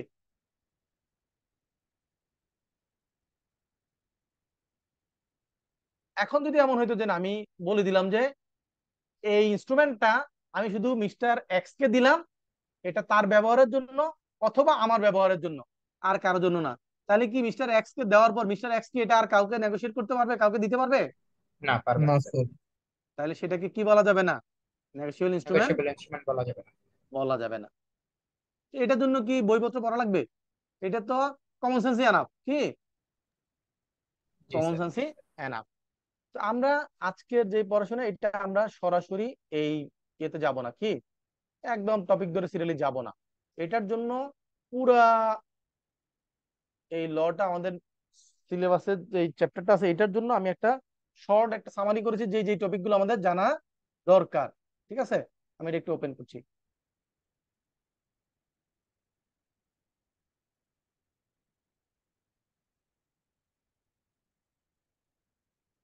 স্ক্রিনে কি কিছু দেখা যাচ্ছে? জি স্যার। জি স্যার, দেখা কি যাচ্ছে। দেখা যাচ্ছে? এটা কি আমাদের আইসিবির যে ম্যানুয়াল সেটার মতো কোনো কিছু? না স্যার। না না, স্যার, সিম্পল জাস্ট 5টা পেজ। কয়টা পেজ? 5টা পেজ। 5 5 পেজ। পেজ। এই 5টা পেজ জানলে এই আপনাদের এই ইনস্ট্রুমেন্ট অ্যাক্টের মেজর জিনিস বেসিকটা আপনারা জেনে যাবেন। এরপর যখন আপনি আমার সাথে পরবর্তী ক্লাসগুলো করবেন তখন দেখবেন যে আপনার এটা অনেক সহজ, আপনি বলার আগেই নিজেরাই বলতে পারছেন, আমি আপনাদেরকে বলার আগেই। তাহলে আমরা একটু আগে বললাম যে নেগোশিয়েবল ইনস্ট্রুমেন্ট বলতে কোন 3টা জিনিসকে বোঝায়? প্রমিসরি নোট, প্রমিসরি নোট, তারপরে বিল অফ এক্সচেঞ্জ আর হচ্ছে cheque. Bill of exchange. Cheque. Okay, cheque. তাহলে আমরা এখান থেকে কি জানলাম? নেগোশিয়েবল ইনস্ট্রুমেন্ট জানতে হলে এখানে দুইটা শব্দ, একটা হচ্ছে নেগোশিয়েবল, দ্যাট মিন্স এটা নেগোশিয়েট করা যাবে এমন অবস্থা হইতে হবে। আরেকটা হচ্ছে একটা ইনস্ট্রুমেন্ট, এটা ডকুমেন্টের মতো, রাইট? এবং এই দুইটা আমরা জানলাম, রাইট? এখন বলছি যে নেগোশিয়েবল ইনস্ট্রুমেন্ট বলতে promissory note, bill of exchange এবং চেক বুঝায়। তাহলে 3টে শব্দ জানলাম। এখানে কয়টা শব্দ জানলাম? 3টা স্যার। 3টে শব্দ। এরপরে বলছে যে পেয়েবল মানে পেমেন্ট হবে কিসের বেসিসে? To order or to bearer. তাহলে ওইখানে 3টা, এখানে 2টা, এই 5টা শব্দ জানতে হবে, রাইট? জি তাহলে স্যার। এই নেগোশিয়েবল ইনস্ট্রুমেন্টটা বা এই ডকুমেন্টটা কি হবে, এটার পেমেন্টটা কিভাবে হবে? যেভাবে আমি নির্দেশ করব। টু অর্ডার মানে কি? যেভাবে নির্দেশ করা হবে, যেভাবে নির্দেশ করা হবে।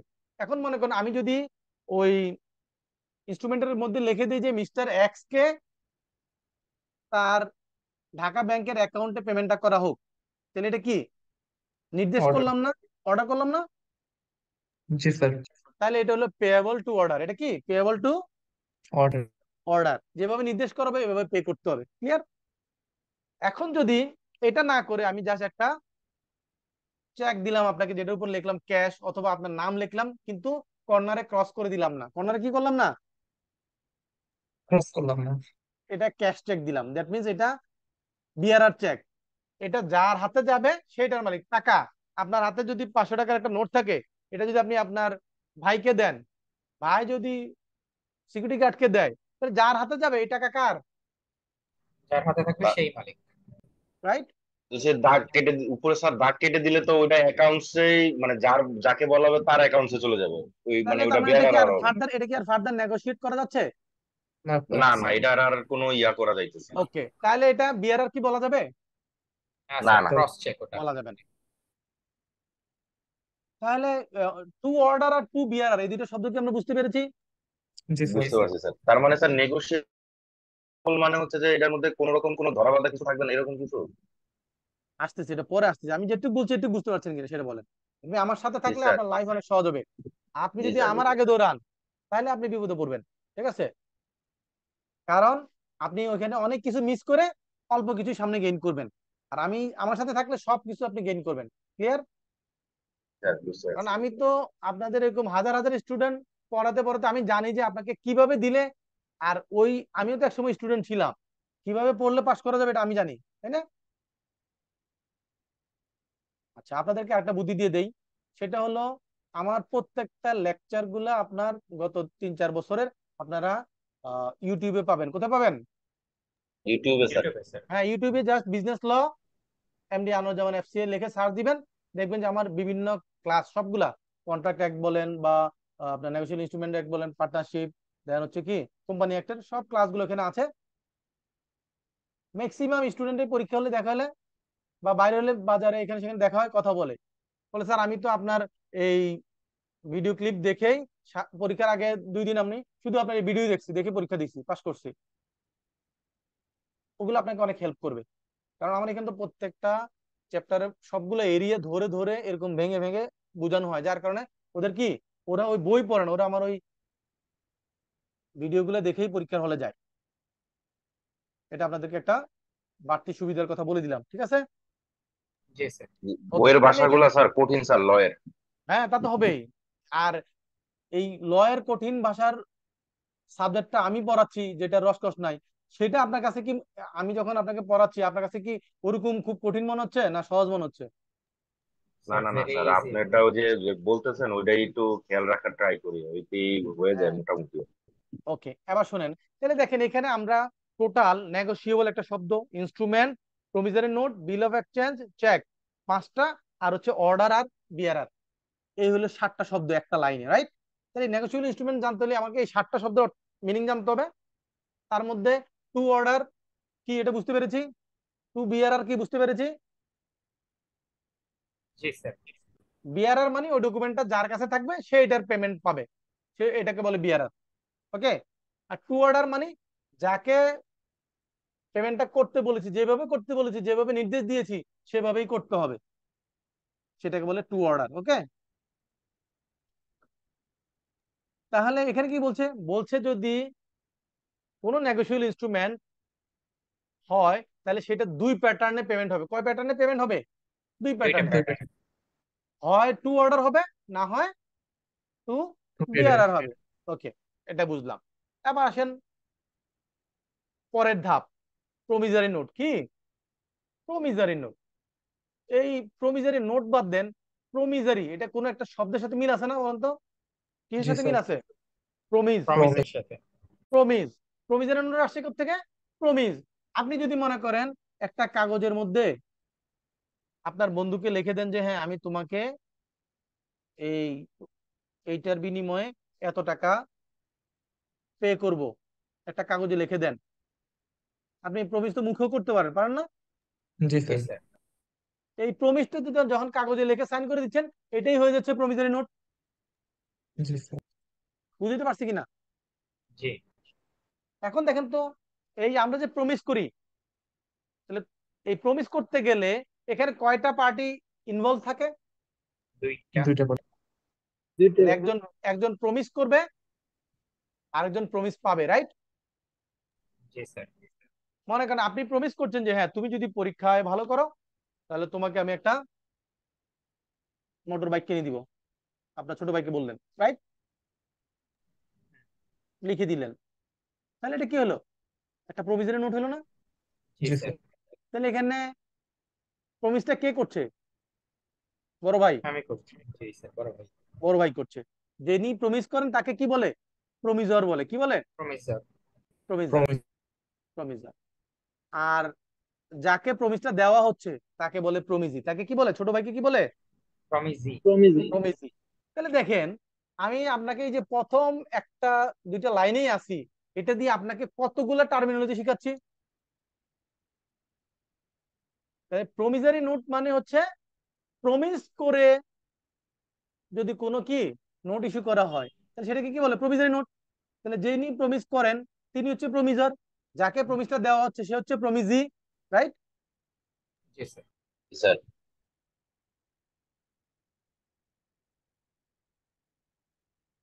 তাহলে এখানে পার্টি কটা থাকে?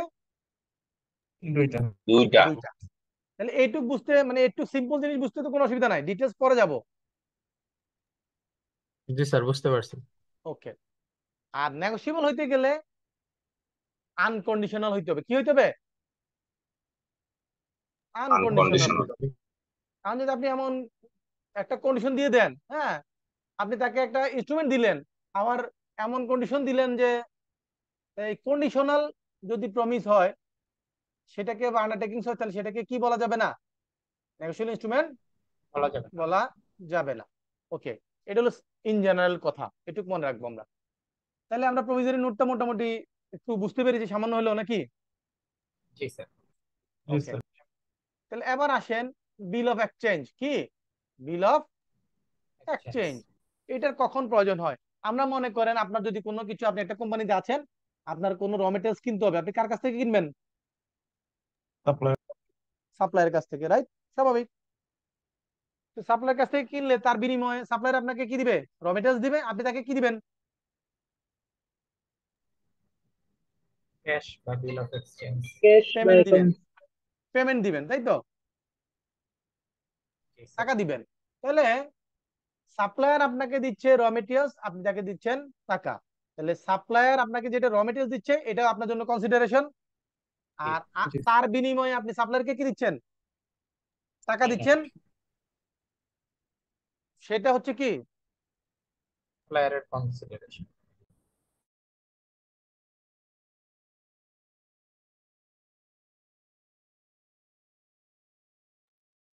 তো তাহলে সাপ্লায়ার আপনার কাছ থেকে টাকা পাচ্ছে, এই টাকাটা হচ্ছে সাপ্লায়ারের জন্য কনসিডারেশন, আপনি র মেটেরিয়ালস পাচ্ছেন, আপনার জন্য হচ্ছে সেটা কি কনসিডারেশন। কনসিডারেশন। আপনাদেরকে কি কন্ট্রাক্ট অ্যাক্টের ক্লাস শুরু হয়েছে না হয়নি মির্জা স্যারের? হয়েছে স্যার। জি স্যার, শুরু হয়েছে স্যার। তো সেখানে কি কনসিডারেশনের কথা বলা ছিল? জি জি স্যার। স্যার। ওকে, তাহলে এখানে আমি কনসিডারেশন নিয়ে আর বেশি আলাপ না করি, রাইট? ওকে, ওকে স্যার। তাহলে আমরা এখানে দেখলাম কি সাপ্লায়ার আর কাস্টমারের সাথে রিলেশন, রাইট, দুইজন। তাহলে বিল অফ এক্সচেঞ্জ আসছে কেন? কাস্টমারের যদি আমি পেমেন্ট করি, হয় টাকা দিব নাহলে একটা চেক দিব, নাকি? টাকা দিব অথবা কি একটা চেক দিব। তাহলে বিল অফ এক্সচেঞ্জটা কি? বিল অফ এক্সচেঞ্জ হচ্ছে যে আমি যদি টাকা না দেই বা চেক না দেই, তাহলে তাকে আমি কি দিব? একটা ডকুমেন্ট দিব, যে ডকুমেন্টের মধ্যে বলবো যে তুমি আমাকে এই সাপ্লাইটা এইভাবে দিচ্ছ এবং এটার পেমেন্টটা XYZ ব্যাংকের অমুক ব্রাঞ্চ তোমাকে পেমেন্টটা করবে। বুঝতে পারছি স্যার? তাহলে আমি পেমেন্টটা করছি না, পেমেন্টটা কে করবে? থার্ড পার্টি করবে। তাহলে এখানে দেখেন, তাহলে আরেকটা পার্টি ইনভলভ হয়ে গেল না? জি স্যার। হলো কি না? জি স্যার। তাহলে আমরা প্রভিজনারি নোটে কয়টা পার্টি দেখেছিলাম? দুইটা। দুইটা স্যার। কিন্তু বিল অফ এক্সচেঞ্জে কয়টা পার্টি হয়ে গেল? তিনটা। তিনটা। প্রভিজনারি নোট আর বিল অফ এক্সচেঞ্জের মধ্যে পার্থক্য আছে? জি জি স্যার। স্যার, আছে স্যার। ওকে, আর প্রভিজনারি নোটে যিনি প্রমিস করছেন সে ছাড়া ওই প্রমিসটা ইয়ে করার কি বলে আপনার পারফর্ম করার জন্য অন্য কোনো ব্যক্তি এখানে কি আছে? না না না। নাই। কিন্তু বিল অফ এক্সচেঞ্জে কি হয়? বিল অফ এক্সচেঞ্জে স্যার করতে বলে। কোম্পানি বলছে যে এই সাপ্লায়ার এগেনস্টে অমুক ব্যাংক, সোনালী ব্যাংকের মতিঝিল ব্রাঞ্চ তোমাকে পেমেন্টটা করবে, এটা আপনি বলে দিচ্ছেন, ঠিক আছে? তাহলে এখানে একটা ব্যাংক ইনভলভ হয়ে গেছে, সাপ্লায়ার, কাস্টমার এবং ব্যাংক, কয়টা পার্টি হয়ে গেল? তিনটা। তিনটা। ওকে, এই যে একটা ডকুমেন্ট রেডি করে সাইন করে দিচ্ছেন, তো কে দিচ্ছে? এখানে কাস্টমার দিচ্ছে না ডকুমেন্টটা? জি জি, যে কাস্টমার ডকুমেন্টটা দিতেছে। দিচ্ছে। যিনি ডকুমেন্টটা রেডি করে সাইন করে দিচ্ছেন ওনাকে বলে ড্রয়ার। কি বলে? DRAWER, ড্রয়ার বলে। ওকে, মানে যিনি ডকুমেন্টটা তৈরি করেন, প্রিপেয়ার করেন, বা যার পক্ষ থেকে ডকুমেন্টটা, যিনি এই ডকুমেন্টটা ইনিশিয়েট করেন, সাইন করেন, তাকে কি বলে? ড্রয়ার বলে। এটা মনে রাখতে হবে। তাহলে এই পেমেন্টটা কে পাবে? সাপ্লায়ার। সাপ্লায়ার পাবে স্যার। সাপ্লায়ারকে বলে কি বলবে? পেই। সাপ্লায়ারকে কি বলে? এই পেই। সাপ্লায়ারকে কি বলে? পেই।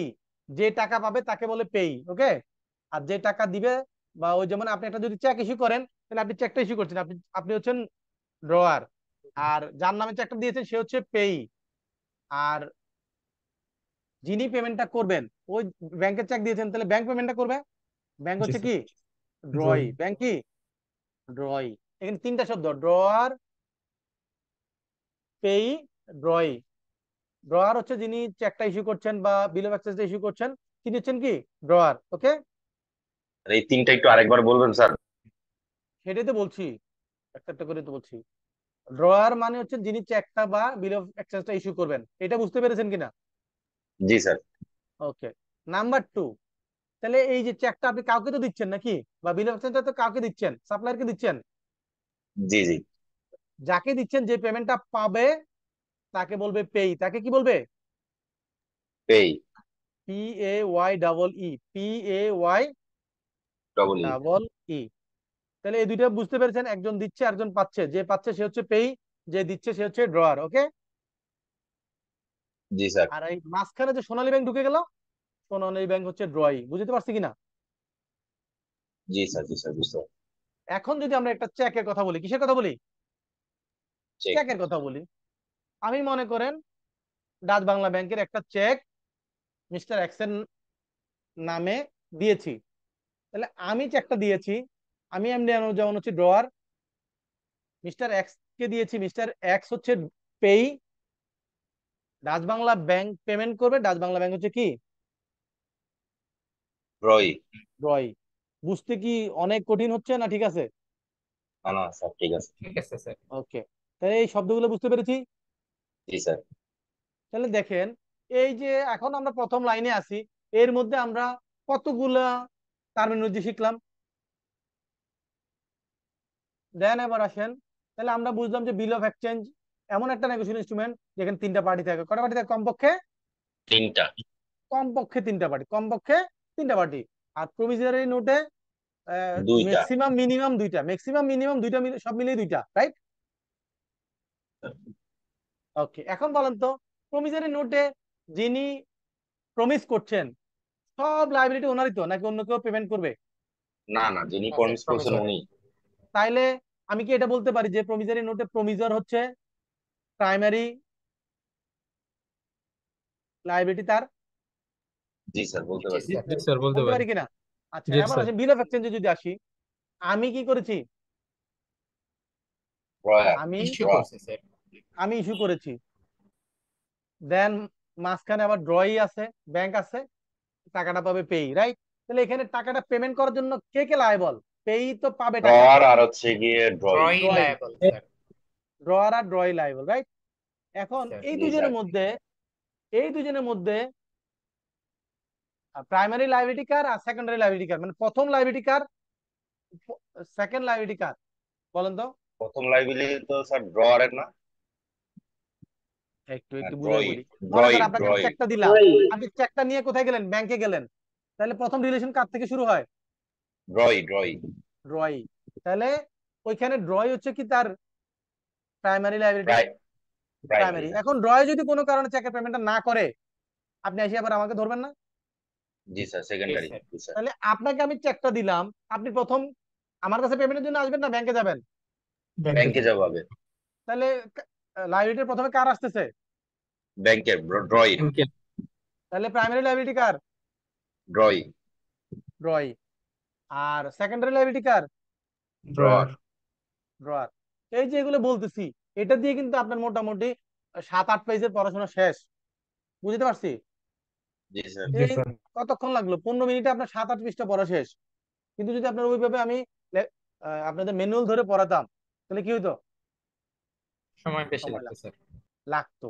আজকে আমরা এই টার্মিনোলজি শিখবো, এরপর আমরা আবার চলে যাব আমাদের ফর্মাল যে পড়াশোনা, আমাদের ম্যানুয়াল ধরে ওটা পরীক্ষার জন্য পড়বো। কিন্তু এটা হচ্ছে আজীবনের জন্য, এটা আপনার মাথায় গেঁথে দিচ্ছি যাতে আপনি বইপত্র মুখস্থ করার প্রয়োজন না হয়। Okay, sir. Clear sir? জি স্যার। তাহলে বিল অফ এক্সচেঞ্জের ক্ষেত্রেও পার্টি কমপক্ষে তিনটা, চেকের ক্ষেত্রেও পার্টি কমপক্ষে কয়টা? তিনটা স্যার। তিনটা। তাহলে কি স্যার সর্বোচ্চ থাকতে পারে? আপনি যে হ্যাঁ, কমপক্ষে থাকতে বললেন। পারে। আস্তে আস্তে জটিলতা যাব। আপনাকে যদি প্রথমে আমি ওই বাচ্চাদেরকে প্রথমে কি করে লিকুইড খাবার দেয়, তাই না? জি স্যার। পরে সেমি লিকুইড দেয়, তারপরে কি হার্ডে যায় না? আপনাকে যদি আমি শুরুতেই হার্ড খাবার দিয়ে দেই, তাহলে তো আপনি তো আপনার কি এটা হারাই ফেলবেন। এই যে এখন আপনি এগুলো শিখেছেন, এখন আপনার কনফিডেন্স লেভেল বেড়ে গেছে না? জি স্যার। এখন আমি আবার বাকিগুলো বলবো, আপনার সহজে আপনি ম্যাচ করতে পারবেন। ওকে, এবার আসেন, আমরা ছিলাম হচ্ছে চেকে এতে। আচ্ছা, তো এর মধ্যে আর কি পার্টি হইতে পারে মাঝখানে? এখন মনে করেন আমি আপনাকে একটা চেক দিলাম, এই চেক থেকে বা একটা ডকুমেন্ট দিলাম, এই ডকুমেন্ট একজনের হাত থেকে, আর যেহেতু এটা নেগোশিয়েবল, তাহলে একজনের হাত থেকে আরেকজনের হাত, আরেকজনের হাত থেকে আরেকজনের হাত, এরকম মুভ করবে না? জি স্যার। জি স্যার। তো যদি মুভ করে, তাহলে সেখানে কি পার্টি ওই তিনটাই মিনিমাম থাকবে না, এটা বাড়তে পারে? বাড়তে পারে। বাড়তেছে আস্তে আস্তে, প্রত্যেকবার হ্যান্ড ওভার এখন হওয়ার সাথে আপনাকে সাথে একটা বাড়তেছে। আপনাকে একটা একটা সহজ একটা এক্সাম্পল দেই। সেটা হলো এরকম, আপনি মনে করেন আরঙ্গের গিফট ভাউচার কিনেছেন। কি করেছেন? Gift voucher. Voucher. Gift voucher কিনেছেন। এই গিফট ভাউচার কিনে আপনি আপনার ছোট ভাইকে দিয়েছেন। 10,000 টাকার গিফট ভাউচার কিনে ছোট ভাইকে দিয়েছেন যে আড়ং থেকে যা খুশি তুমি কিনে নিও, ঠিক আছে? ভালো খবর। ছোট ভাই কি করলো? সে বলে যে আমার তো সবকিছু আছে, ঠিক আছে আমি এটা ছোট বোনকে দিব। কাকে দিব? ছোট বোনকে ছোট দিব। বোন। এই আড়ঙ্গের ভাউচারটা সে কাকে দিয়ে দিল? ছোট বোনকে দিল। তাহলে প্রথমে আপনি দিলেন আপনার ছোট ভাইকে, আর এখানে আপনি হচ্ছেন কি ড্রয়ার, রাইট? আর পেই কে? আরং। পেই হচ্ছে কে? আরং। নাকি ড্রই আরং, কোনটা আরং? আরং কি হবে? পেই হচ্ছে পেই হচ্ছে ড্রয়িং। ছোট ভাই, পেই আর ড্রয়িং পেই হচ্ছে হচ্ছে ছোট আরং। ভাই, পেই কে? ছোট ভাই। আর ড্রই কে? আরং। আরং। কারণ আলটিমেটলি আহ, এই ভাউচারের এগেনস্টে আপনাকে মালামাল দিবে কে? প্রোডাক্ট দিবে কে? আরং। আরং দিবে। তাহলে আরং হচ্ছে এখানে ড্রই, আপনার ছোট ভাই হচ্ছে কি? পেই, পেই। আপনি হচ্ছেন ড্রয়ার, রাইট? ড্রয়ার। এবার আসেন, স্যার ছোট ভাই যে ছোট বোনকে দিল, এই তো এবার বলতেছি, এখান থেকে ছোট বোন এখানে শেষ না। সে বলে যে আমার তো সব আছে, আমার খুব ক্লোজ বান্ধবী আছে, আমি তাকে দিব বা মাকে দিব, ঘুরে ঘুরে ঘুরতেছে। তা আলটিমেটলি ওই তার বান্ধবী আবার নিয়ে দিল কি তার বাবাকে। এভাবে ঘুরতে ঘুরতে আলটিমেটলি মিস্টার সলিমুদ্দিনের কাছে গেল, সলিমুদ্দিন আরঙ্গে গেল। তাহলে আপনার কি এই পার্টি কি বাড়তে পারে না? তিনজনেই সীমাবদ্ধ থাকতে পারে? জি স্যার, বাড়তে হ্যাঁ পারে। বাড়তে পারে। বাড়তে পারে। তাহলে এই এক্সাম্পলটা কি সহজ না মনে রাখার জন্য? জি স্যার। আচ্ছা, তাহলে স্যার আরেকটা যারা এক্সাম্পল যারা পাইতেছে স্যার তারা কি তাইলে স্যার? বলবো, আস্তে আস্তে বলবো, ওয়েট করেন। তারা এখানে মাঝখানে কিছুই না, তারা মাঝখানে হচ্ছে বিয়ারার কি, ওই ডকুমেন্টটা তার হাতে, সে বিয়ারার হোল্ডার। আপনার হাতে যদি একটা ফুটবল ধরাই দেয়, ওই ফুটবলটা কার হাতে আছে? আপনার হাতে। তাহলে আপনি হচ্ছেন গিয়ে ওই ফুটবলের হোল্ডার। আমরা বাসায় লাইট লাগাই না স্যার? লাগাই কিনা? স্যার জি স্যার। তো বাসায় লাইটটা কিসের মধ্যে লাগাই? হোল্ডারের হোল্ডারে। মধ্যে লাগাই না? তাহলে ওই আপনাকে ডকুমেন্টটা দিল, ডকুমেন্টটা আপনার হাতে, তাহলে আপনি হচ্ছেন হোল্ডার। আপনি কি হোল্ডার? হোল্ডার। আপনি একটা মিস্টার সলিমুদ্দিনকে দিলেন, সে হোল্ডার। সলিমুদ্দিন কলিমুদ্দিনকে দিল, সেও হোল্ডার। তাহলে এক হোল্ডার থেকে আরেক হোল্ডার, এক হোল্ডার থেকে আরেক হোল্ডার, এভাবে কি হবে? মুভ করবে। হ্যাঁ, ওইখানে যদি মনে করেন এই মুভ করতে করতে করতে করতে এই ডকুমেন্টটা লাস্ট যখন মনে করেন এমন যদি হয় যে একটা চেক সাইন করে দিয়ে দিয়েছে, কি করে দিয়েছে? সাইন করে দিয়ে দিয়েছে, কিন্তু সেখানে কারো নাম লেখে নাই। কারো কি করে নাই? নাম লেখে নাই এবং নাম ক্রস নাই করে নাই। স্যার। নাম লেখে নাই এবং ক্রস করে নাই। করেন। এইটা মনে করেন এই জিনিসটা এই আপনার ব্যবসার ক্ষেত্রে মার্কেটে খুব প্রচলন আছে। কি করে? মিস্টার এক্স ওয়াই থেকে মাল কিনে, ওয়াই জেড থেকে মাল কিনে, কি করে? ওই চেক দিয়ে দেয়, নাম ছাড়া চেকটা দিয়ে দেয়। আপনি আমাকে দিছেন, আমি আরেকজন থেকে মাল কিনবো, আমি তাকে ওই চেকটা দিয়ে মাল নিয়ে নিছি, কারণ আপনি চেক দিছেন 2 মাস পরের ডেটে, আমার এতদিন ওয়েট করার সময় নাই। আমি কি করলাম যে ভাই তুমি আমার কমায় টাকা দাও, অসুবিধা নাই, তুমি এই চেক নিয়ে যাও, আমার মাল দিয়ে দাও, ঠিক আছে? এইভাবে এটা মার্কেটে ঘুরতে থাকে। ফাইনালি যখন ওই চেকটার মধ্যে কি করে নাম লেখে ক্রস করে দেয়, তখন কি হয়ে যায়? তখন কি আর ফার্দার নেগোশিয়েট করার সুযোগ আছে? নাই। তাহলে এটা যতক্ষণ পর্যন্ত ফাইনালি এন্ডোর্স না হবে, ফাইনালি যখন আপনি এটাকে অ্যাকাউন্ট এই ক্রস করে ওই দিলেন, নামটা লিখে ইভেন্টের দিলেন, মধ্যে আর পড়েন। তখন এটা আপনি হলেন কি এন্ডোর্সার। আপনি কি হয়ে গেলেন? এন্ডোর্সার। এখন মনে করেন আপনি ব্যাংকের ওই যে বিল অফ এক্সচেঞ্জ পাঠাইলেন, আপনি বলছেন যে সোনালী ব্যাংক টাকাটা দিবে। সোনালী ব্যাংক আপনাকে টাকা দেওয়ার জন্য কি দায়বদ্ধ? আপনি চেক হইলে না আপনার অ্যাকাউন্টে টাকা থাকলে সে টাকাটা দিবে।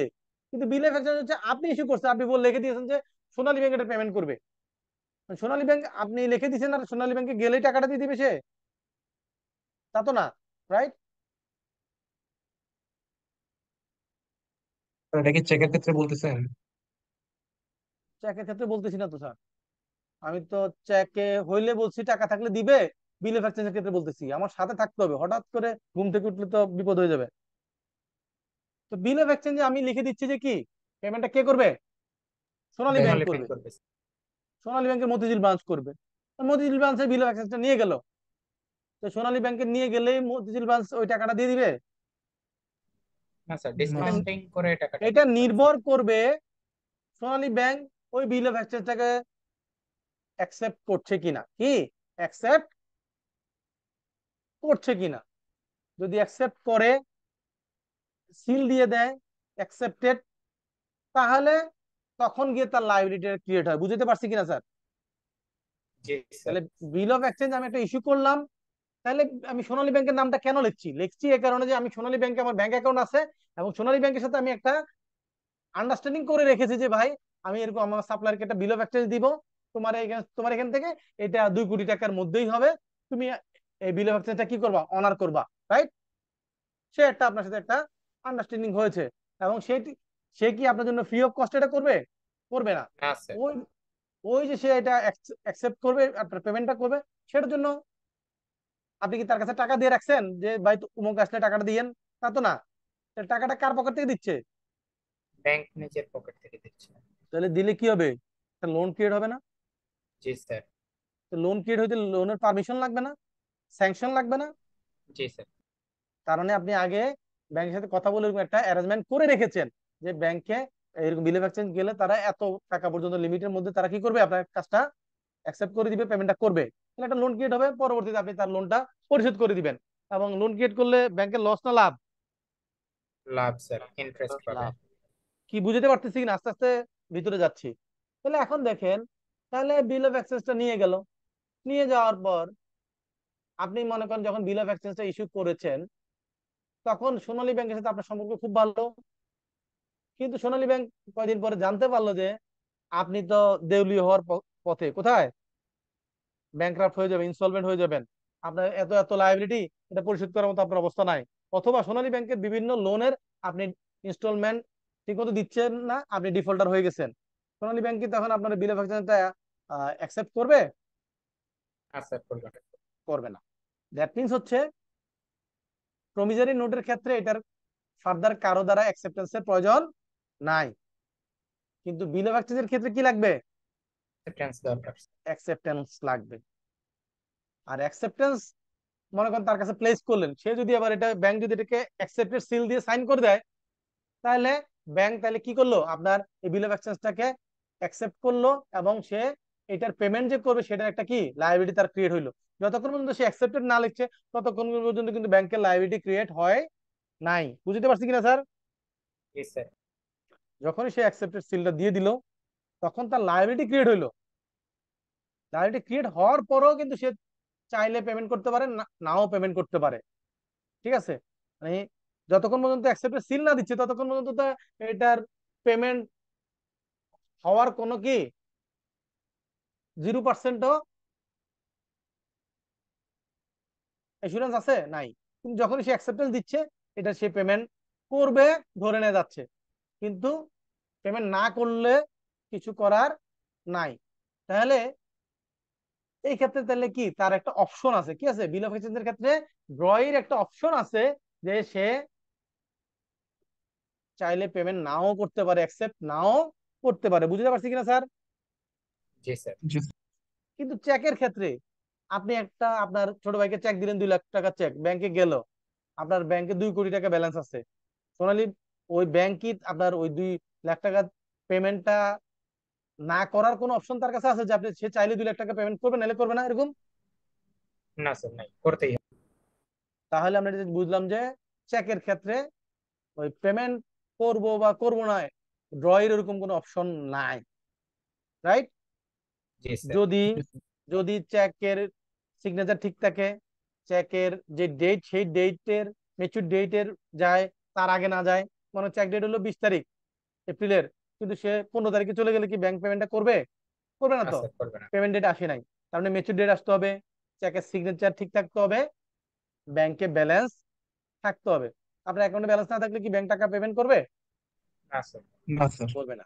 তাহলে আপনার দিক থেকে সবকিছু ঠিক থাকলে ব্যাংক পেমেন্ট করবে, তাহলে তার দিক থেকে কোনো কিছু সমস্যা নাই। তার দিক থেকে আপনার দিক থেকে সব ঠিক থাকলে সে পেমেন্ট করতে বাধ্য। তার এখানে কোনো অপশন নাই যে না আমি আজকে মন চাইছে মঙ্গলবার, আমি মঙ্গলবার পেমেন্ট করব না। তার কি ওই অপশন আছে? নাই। না স্যার। কিন্তু এটা যদি বিল অফ এক্সচেঞ্জ হয়, তাহলে তার অপশন আছে, সে চাইলে এটা অ্যাকসেপ্ট করতেও পারে, নাও করতে পারে, চাইলে এটা পেমেন্ট করতেও পারে, নাও করতে পারে। হ্যাঁ, এখন যদি সেটা পরের ইস্যু যে আপনি একটা অ্যারেঞ্জমেন্ট করলেন, তারপরে সে আপনার এটা অ্যাকসেপ্ট করলো না, হ্যাঁ, আপনি তার সাথে তখন এটা নিয়ে তার সাথে কি করবেন, আপনি তার সাথে এটা সমাধান করবেন যে তোমার সাথে আমার এটা অ্যারেঞ্জমেন্ট ছিল, তারপর তুমি এটা করলা, আমার ক্লায়েন্টের সাথে আমাদের কি ইমেজ সংকট হয়েছে, এটার জন্য আমি তোমার এগেইনস্টে মামলা করব। আপনি তার এগেইনস্টে মামলা করতে পারবেন, কিন্তু তার ওই রাইট আছে, আপনার চাইলে সে পেমেন্ট নাও করতে পারে। বুঝতে পারছি স্যার? জি স্যার। কিন্তু যাকে আপনি বিল অফ এক্সচেঞ্জটা দিয়েছেন, সে যায় আবার ওই যেহেতু বিল অফ এক্সচেঞ্জ সে অ্যাকসেপ্ট করে নাই, তাহলে তার এগেইনস্টে পেমেন্ট না করলো, তার এগেইনস্টে কি করতে পারবে না, আইনানুগ ব্যবস্থা মামলা করা যাবে না। নিতে পারবে না। তাহলে সে যেহেতু পেমেন্ট করে নাই, তাহলে এখন কার কাছে যাবে পেমেন্টের জন্য? ড্রয়ারের কাছে স্যার। ড্রয়ারের কাছে যাবে। তাহলে এই সিকোয়েন্স গুলো কি বোঝা যাচ্ছে স্যার? জি স্যার। ওকে। তাহলে যার কাছে ওই নেগোশিয়েশন ইনস্ট্রুমেন্টটা যার হাতে থাকে তাকে আমরা হোল্ডার বলি। কি বলি? হোল্ডার। হোল্ডার অথবা বিয়ারার, হোল্ডার অথবা বেয়ারার। বিয়ারার। তবে হোল্ডার আর বিয়ারের মধ্যে একটা তফাৎ আছে। কি আছে? একটা পার্থক্য আছে। হোল্ডার যে, তাকে আমরা ধরে নেই যে সে কি ইন ডিউ কোর্স, সঠিক নিয়ম মেনে সেটার হোল্ডার হয়েছে। হোল্ডার যদি হয় তাহলে সে কি করতে পারবে? ওই ইনস্ট্রুমেন্টটা পেমেন্টের জন্য সে আইনগত ব্যবস্থা নিতে পারবে। কিন্তু যদি সে বিয়ারার হয়, ওই হোল্ডারের মতো তার ওই রাইট না থাকে, তাহলে ইনডিউ কোর্সে যদি কেউ হোল্ডার না হয়, তাহলে সেটার পেমেন্টটা জন্য সে কি করতে পারবে না? মামলা করতে পারবে না। বুঝতে পারছি স্যার? জি স্যার। আর যদি কোনো নেগোশিয়েবল ইনস্ট্রুমেন্ট পেমেন্টটা করার ক্ষেত্রে আপনি যদি আইনগত ব্যবস্থা আপনার নেওয়ার রাইট না থাকে, মামলা করার রাইট না থাকে, তাহলে সেটাকে নেগোশিয়েবল ইনস্ট্রুমেন্ট বলা যাবে না। ওকে, জি স্যার। একটা আরেকটা মেজর জিনিস হচ্ছে নেগোশিয়েবল ইনস্ট্রুমেন্টের ক্ষেত্রে, সেটা হচ্ছে এটা one and only for the কি পেমেন্ট অফ মানি, মানে টাকা ছাড়া অন্য বাড়ি গাড়ি এগুলার জন্য নেগোশিয়েবল ইনস্ট্রুমেন্ট প্রভিজনারি নোট চেক হয় না, রাইট? শুধুমাত্র কিসের জন্য হয় নেগোশিয়েবল ইনস্ট্রুমেন্ট? টাকার জন্য। টাকার পেমেন্টের জন্য, মানি মানি। ওকে, শুধুমাত্র এই যে দেখেন, সাম অফ মানি অনলি, এই যে only to the order of A certain person or to the bearer of the instrument. তার মানে নেগোশিয়েবল ইনস্ট্রুমেন্ট শুধুমাত্র টাকা পেমেন্টের ক্ষেত্রেই হবে, অন্য কোনো কিছুর ক্ষেত্রে বা গুডস এর ক্ষেত্রে হবে না। বুঝতে পারছি স্যার? জি স্যার। ওকে, এই যে দেখেন নেগোশিয়েবল ইনস্ট্রুমেন্ট আমরা এখানে বিল অফ এক্সচেঞ্জ শিখেছি। দেখেন কি বলেছে, a bill of exchange is an instrument in writing containing an unconditional order. আমরা তো বলেছি যে নেগোশিয়েবল ইনস্ট্রুমেন্ট আনকন্ডিশনাল হইতে হবে। আর এখানে অর্ডার, কেন অর্ডার বলছি? কারণ ওই যে বলে দিয়েছে যে সোনালী ব্যাংক পেমেন্টটা করবে, তাহলে কাকে অর্ডার করছে? সোনালী ব্যাংকে অর্ডার করছে না? তাহলে এটা unconditional order, sign by the maker. Maker কে? আপনি। ড্রয়ার, ড্রয়ার আর মেকার সেম শব্দ, ড্রয়ার আর মেকার কি same. Same. Directing a certain person, তাহলে কাকে ডিরেক্ট করছি আমি? ড্রয়ার কাকে ডিরেক্ট করে পেমেন্ট করার জন্য নির্দেশ দেয়? কাকে? ব্যাংককে। ব্যাংককে। ও সরি, ড্রয়কে। পেইকে। ড্রয়কে এস লাগাইলে হবে না। পরিশোধ করার জন্য কাকে আপনি আদেশ করছেন যে এই টাকাটা পরিশোধ করো? কাকে বলছেন? ব্যাংককে স্যার, ব্যাংক। ড্রই। ব্যাংক বলবো না, আমরা ড্রয় বলবো। কি বলবো? ওকে স্যার, ড্রয় বলবো। ড্রই। ড্রয় বিভিন্ন রকম হইতে পারে, তার মধ্যে ব্যাংকও একটা ড্রয়, রাইট? জি স্যার। তাহলে আমরা ড্রয় বলবো না ব্যাংক বলবো? ড্রই ড্রয় বলবো। বলবো। চেকের ক্ষেত্রে, কিসের ক্ষেত্রে? চেকের ক্ষেত্রে এই ব্যাংক, একমাত্র ব্যাংকই হচ্ছে কি ড্রয়। ব্যাংক ছাড়া কি অন্য কেউ চেকে ড্রয় হতে পারে? পারে না। তাহলে পরীক্ষা আসলে এগুলো আনসার করতে পারবো? জি স্যার। ওকে, যদি পরীক্ষা আসে চেক, চেকের ক্ষেত্রে একমাত্র ড্রয়কে এবিসিডি দিয়ে দিল, আমরা কি আনসার লিখবো? ব্যাংক। ব্যাংক। ওকে, দেন তাহলে দেখেন বাকি সব কিন্তু ফিউচার টাইম, সার্টেন মানি, টু অর্ডার, টু কি বিয়ারার, বাকি সব সেম। তাহলে দেখেন এই প্রমিসারি নোট আর বিল অফ এক্সচেঞ্জের মধ্যে কোন জায়গাটা তফাৎ? তফাৎ হইলো প্রমিসারি নোটের মধ্যে কি নাই? ড্রয়ি নাই, রাইট? কিন্তু এখানে এই যে ডিরেক্টিং এ পারসন, এখানে কি ডিরেক্টিং এ পারসন কোনো কিছু বলা আছে এখানে? নাই। এখানে বলছে যে একজন ব্যক্তি এইটা প্রভিজনারি নোট তৈরি করবে, সাইন করবে, এবং যাকে দিবে ওই ব্যক্তি বা নির্দিষ্ট পার্সনকে সে পেমেন্টটা করার জন্য বাধ্য থাকবে। আর বিল অফ এক্সচেঞ্জের ক্ষেত্রে বলছে কি এটা আনকন্ডিশনাল তো উপরে আছে, এখানে আছে। পার্থক্যটা হচ্ছে এটা ডিরেক্টিং এ পারসন, তাহলে এখানে আরেকটা তৃতীয় ব্যক্তি আছে যাকে সে নির্দেশ করছে।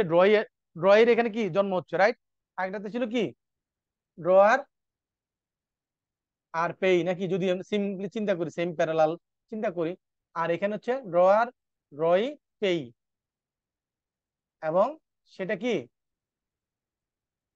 এই পেই ড্রয়িটা যে কেউ হতে পারে। এখন যদি বলে যে না, এই বিল অফ এক্সচেঞ্জের ক্ষেত্রে লিখে দিল যে এটার পেমেন্টটা চিটাগাংয়ের সলিমুদ্দিন এন্ড কোং আপনার এই পেমেন্টটা করবে, তাহলে এখানে ড্রয় কে, ব্যাংক না সলিমুদ্দিন কোং? যাকে সলিমুদ্দিন।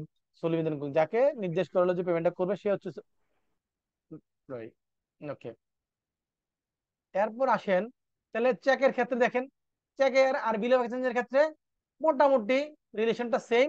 শুধুমাত্র পার্থক্য হইলো বিল অফ এক্সচেঞ্জের ক্ষেত্রে ড্রয়ি অনেকেই হইতে পারে, কিন্তু চেকের ক্ষেত্রে ড্রয়ি কে শুধু one and bank. Only bank or financial institution. Bank or কি ফিনান্সিয়াল ফাইন্যান্সিয়াল ইনস্টিটিউশন। বুঝতে পারছি স্যার? জি। তাহলে চেক, বিল অফ এক্সচেঞ্জ আর প্রভিজরি নোটের মধ্যে পার্থক্য শিখতে পেরেছি। জি। আচ্ছা, এই যে এতক্ষণ আমরা বলছি যে নেগোশিয়েট করা যায়, এখন আসবো যে নেগোসিয়েশন আসলে বলতে কি বোঝায়। এখন মনে করেন আপনি একটা চেক লিখেছেন, চেক লিখে সাইন করে ড্রয়ারে রেখে দিয়েছেন। কোথায় রেখে দিয়েছেন? আপনার ছোট ভাইয়ের নামে একটা চেক লিখে ড্রয়ারে রেখে দিয়েছেন সাইন করে। তাহলে এটা কি নেগোশিয়েট হয়েছে না হয় নাই? হয়নি স্যার। তাহলে নেগোশিয়েট হইতে গেলে কি হইতে হবে? ওই ইনস্ট্রুমেন্টটা ট্রান্সফার। ডেলিভার অন্যদের হইতে হবে। কাছে কি দিতে হইতে হবে? হবে। ডেলিভার করতে হবে। ওই ইনস্ট্রুমেন্টটা কি হইতে হবে? ডেলিভার হইতে হবে, হস্তান্তর হইতে হবে, রাইট? জি স্যার।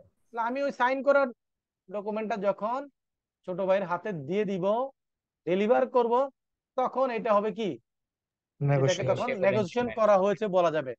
যতক্ষণ পর্যন্ত এটা আমি ট্রান্সফার না করছি, ততক্ষণ পর্যন্ত সেটাকে কি করা যাবে না, নেগোসিয়েশন বলা যাবে না। এখন নেগোসিয়েশন মানে কি, আপনি যাকে দিয়েছেন সেইটার অধিকার প্রাপ্ত হয়েছে, right? আপনি লিখে যদি ড্রয়ারে রেখে দেন, তাহলে কি আপনার ছোট ভাই এটার অধিকার প্রাপ্ত হয়েছে না হয় নাই? হয়নি স্যার। হয় নাই, কারণ হোল্ডার তো হয় নাই। ছোট ভাই এখন কি হোল্ডার হয়েছে? ওর না হাতে স্যার। চেকটা গেলে সে তখন এটার হোল্ডার হবে, right? Holder of the cheque. তাহলে যতক্ষণ পর্যন্ত না আপনি ওই নেগোশিয়েবল ইনস্ট্রুমেন্টটা হোল্ডারের কাছে ট্রান্সফার করছেন, ততক্ষণ পর্যন্ত সেটাকে কি ওই নেগোশিয়েবল নেগোশিয়েবল ইনস্ট্রুমেন্টটা ইনস্ট্রুমেন্ট বলা নেগোসিয়েশন যাবে না। হয়েছে এটা বলা যাবে না। যখনই আপনি ট্রান্সফার করেছেন, তখন সেটাকে কি হবে, নেগোশিয়েটেড বলা যাবে। তাহলে এখন দেখেন বাকিগুলো কিভাবে সহজ। এই যে মেকার মানে কি বলেন তো? মেকার, ড্রয়ার, যে হচ্ছে ইস্যু ড্রয়ার, রাইট? করতেছে। তাহলে দেখেন মেকার বা ড্রয়ার এটা কার ক্ষেত্রে ইউজ হচ্ছে? Bill of exchange and bill of চেকের এক্সচেঞ্জ ক্ষেত্রে। আর চেক। আর ড্রয়ার কে সেম, রাইট? জি সেম স্যার। পারসন। আর ড্রয় কে? ড্রয় স্যার চেকের যার ক্ষেত্রে। প্রতি আদেশ দেওয়া হবে। আর drawee in case of need. তাই উপরে বলেছি ড্রয়, এখানে এসে বলছি drawee in case of need. তার মানে একজন ড্রয় মানে কি, যে পেমেন্টটা করবে, রাইট? জি জি স্যার। স্যার। সোনালী ব্যাংক, রূপালী ব্যাংক। আর ইন কেস অফ নিড মানে কি, ওই যে ড্রয় কথা বলেছি, মনে করো আমি যদি লিখে দেই যে এরকম যে সোনালী ব্যাংকের মতিঝিল ব্রাঞ্চ পেমেন্ট করবে, ড্রয়ের নাম লিখে দিলাম, নিচে দিয়ে আবার লিখে দিলাম in case of need drawee হচ্ছে Dutch Bangla Bank. That means initial drawee হচ্ছে Sonali Bank. Sonali Bank. Sonali Bank যদি কোনো কারণে ফেল করে, তাহলে এটা ড্রয় দায়িত্ব কে পালন করবে? Dutch Bangla bank. ব্যাপারটা একদম ক্লিয়ার, পানির মতো। জি স্যার। তাহলে draw in case of need means যিনি প্রাইমারি ড্রয় ছিলেন, তিনি যদি তার দায়িত্ব পালন করতে ব্যর্থ হন, পেমেন্ট না করেন, তাহলে তখন ওই পেমেন্টটা, এখন কি ইন কেস অফ নিড মানে কি, এটা এখন প্রয়োজন হয়ে গেছে, এটা এটা পরিশোধ হচ্ছে না, তাহলে এইটার ইমার্জেন্সি ক্রিয়েট হচ্ছে, তাহলে তখন যে ড্রয় যে পেমেন্টটা করবে তাকে বলে drawee in case of need. ওখানে উল্লেখ থাকতে হবে যে এরকম ইন কেস অফ নিডে মিস্টার যে ডাচ বাংলা ব্যাংক হচ্ছে, এটা ড্রয় হবে। Okay sir? জি তাহলে ড্রয় আর drawee in case of need কি বুঝতে পেরেছি? জি স্যার। পেই তো অলরেডি জানি, রাইট? হোল্ডার জানি, হোল্ডার মানে ইনস্ট্রুমেন্টটা যার হাতে থাকবে সে হচ্ছে হোল্ডার, রাইট? তবে এখন মনে করেন আপনি একটা চেক নিয়ে ব্যাংকের ব্রাঞ্চে যাচ্ছেন, পথে বাইক নিয়ে মোটামুটি দুইটা পিস্তল থেকে দুইজন মিলে আপনার কাছ থেকে ক্যাশ চেকটা নিয়ে গেল বা আপনার ডেবিট ইনস্ট্রুমেন্টটা নিয়ে গেল, তাহলে সে কি drawing course of need in due course হয়েছে? সে কি নিয়ম মাফিক ভাবে আইনগতভাবে সেটার হোল্ডার হয়েছে? না না স্যার। স্যার। সেটা কি করলো তার পজিশনে, তার এই হোল্ডিংটা হইলো কি সে ইলিগেল হয়েছে না? জি স্যার। তাহলে তাকে এটা হোল্ডার বলা যাবে না। তাকে কি বলা যাবে না? হোল্ডার হোল্ডার বলা যাবে না। বলা যাবে না। এবং এমন যদি হয় যে আপনি মনে করেন রাস্তায় একটা ইনস্ট্রুমেন্ট বা কোনো জায়গায় মিসিং হয়েছে, আপনি মিসিং ডকুমেন্টটা কি করছেন, আপনি খুঁজে পেয়েছেন, আপনি এখন যে এটা ক্লেম করছেন, তাহলে আপনি কি আসলে real holder? No sir. Now. তো বলছে যে লস্ট কোনো ডকুমেন্ট বা কোনো কিছু যদি এরকম হয়, হারায় যায় বা লস্ট ডকুমেন্ট বা ডেস্ট্রয় হয়, এরকম ডকুমেন্ট এর হোল্ডার হচ্ছেন এটা মিসিং হওয়ার আগে যার কাছে ছিল সেই হচ্ছে এটা রিয়েল কি হোল্ডার। হোল্ডার বুঝতে স্যার। পারছি কিনা? তাহলে বেনামিদার কোনো জি বিয়ারার কি হবে না, হোল্ডার হবে না। হোল্ডার হবে না। এই যে এখানে হচ্ছে ব্যতিক্রম, এইটুকু পরীক্ষার জন্য মনে রাখতে হবে। বুঝতে পারছি স্যার? জি স্যার। তারপর holder in due course, that means সকল নিয়ম কানুন ফর্মালিটিস মেনে বৈধভাবে আপনি এটার কি হয়েছে, হোল্ডার হয়েছেন, তাহলে আপনাকে বলবে হোল্ডার ইন ডিউ কোর্স। কিন্তু আপনি যদি ছিনতাই করে জোর করে কারো কাছ থেকে এটা নিয়ে যান, তাহলে সেটা কি হোল্ডার ইন ডিউ কোর্স বলবে? না বলবে স্যার। না। আজকে এই পর্যন্তই। দেখেন এই যে আলোচনাগুলো করতেছি, এটাতে দেখবেন যে আপনাদের ম্যানুয়ালের পড়াশোনা অনেক কভার হয়ে যাবে। এই যে আজকে যেটুকু কিন্তু আলোচনা করলাম 12 পর্যন্ত নাকি, আপনারা জি স্যার। ম্যানুয়াল ধরে প্রথম 8-10 পেজ পড়বেন, দেখবেন আমি যা যা আলোচনা করেছি এতে আপনাদের প্রথম 8-10 পেজ পড়ার অবস্থা তৈরি হয়ে গিয়েছে। আমরা নেক্সট ক্লাসে ইনশাল্লাহ কি করব, আমাদের শিডিউল ক্লাসে যাব, তার আগে প্রথমে 10-15 মিনিট এই পরেগুলো একটু আলোচনা করব, ঠিক আছে? এই যে আপনারা ওকে স্যার। বলেছিলেন যে 3টা পার্টির বেশি হবে কিনা, দেখেন ইনডোর স্যার, তাহলে একটা এখানে অ্যাড হয়েছে, রাইট? তারপরে দেখেন অ্যাকসেপ্টর পার্টি অ্যাড হয়েছে না? তারপরে জি sir. Acceptor for honour party add হয়েছে। হয়েছে। আমরা ইনশাল্লাহ নেক্সট ক্লাসে যাব। আপনারা আমি যেটুকু বললাম আলোচনা করলাম এটা দিয়ে আপনাদের ম্যানুয়ালে প্রথম 10টা পেজ পর্যন্ত এটা রিডিং করবেন। ওকে, তো সবাই ভালো থাকবেন। Okay sir sir. এটা কি দোয়া করবেন। মেইলে দিবেন? অবশ্যই দিব, এটা তো আমার রেখে দেওয়ার জন্য না, এটা আপনাদেরকে দেওয়ার জন্যই। আগেরগুলো পেয়েছেন না? জি স্যার। হ্যাঁ, এগুলো জি পেয়ে স্যার। যাবেন, টেনশন করার কোনো পেয়েছি দরকার নাই। ওকে, তো সবাই ভালো থাকবেন, দোয়া করবেন। আসসালামু আলাইকুম। আসসালামু আলাইকুম। আসসালামু আলাইকুম স্যার।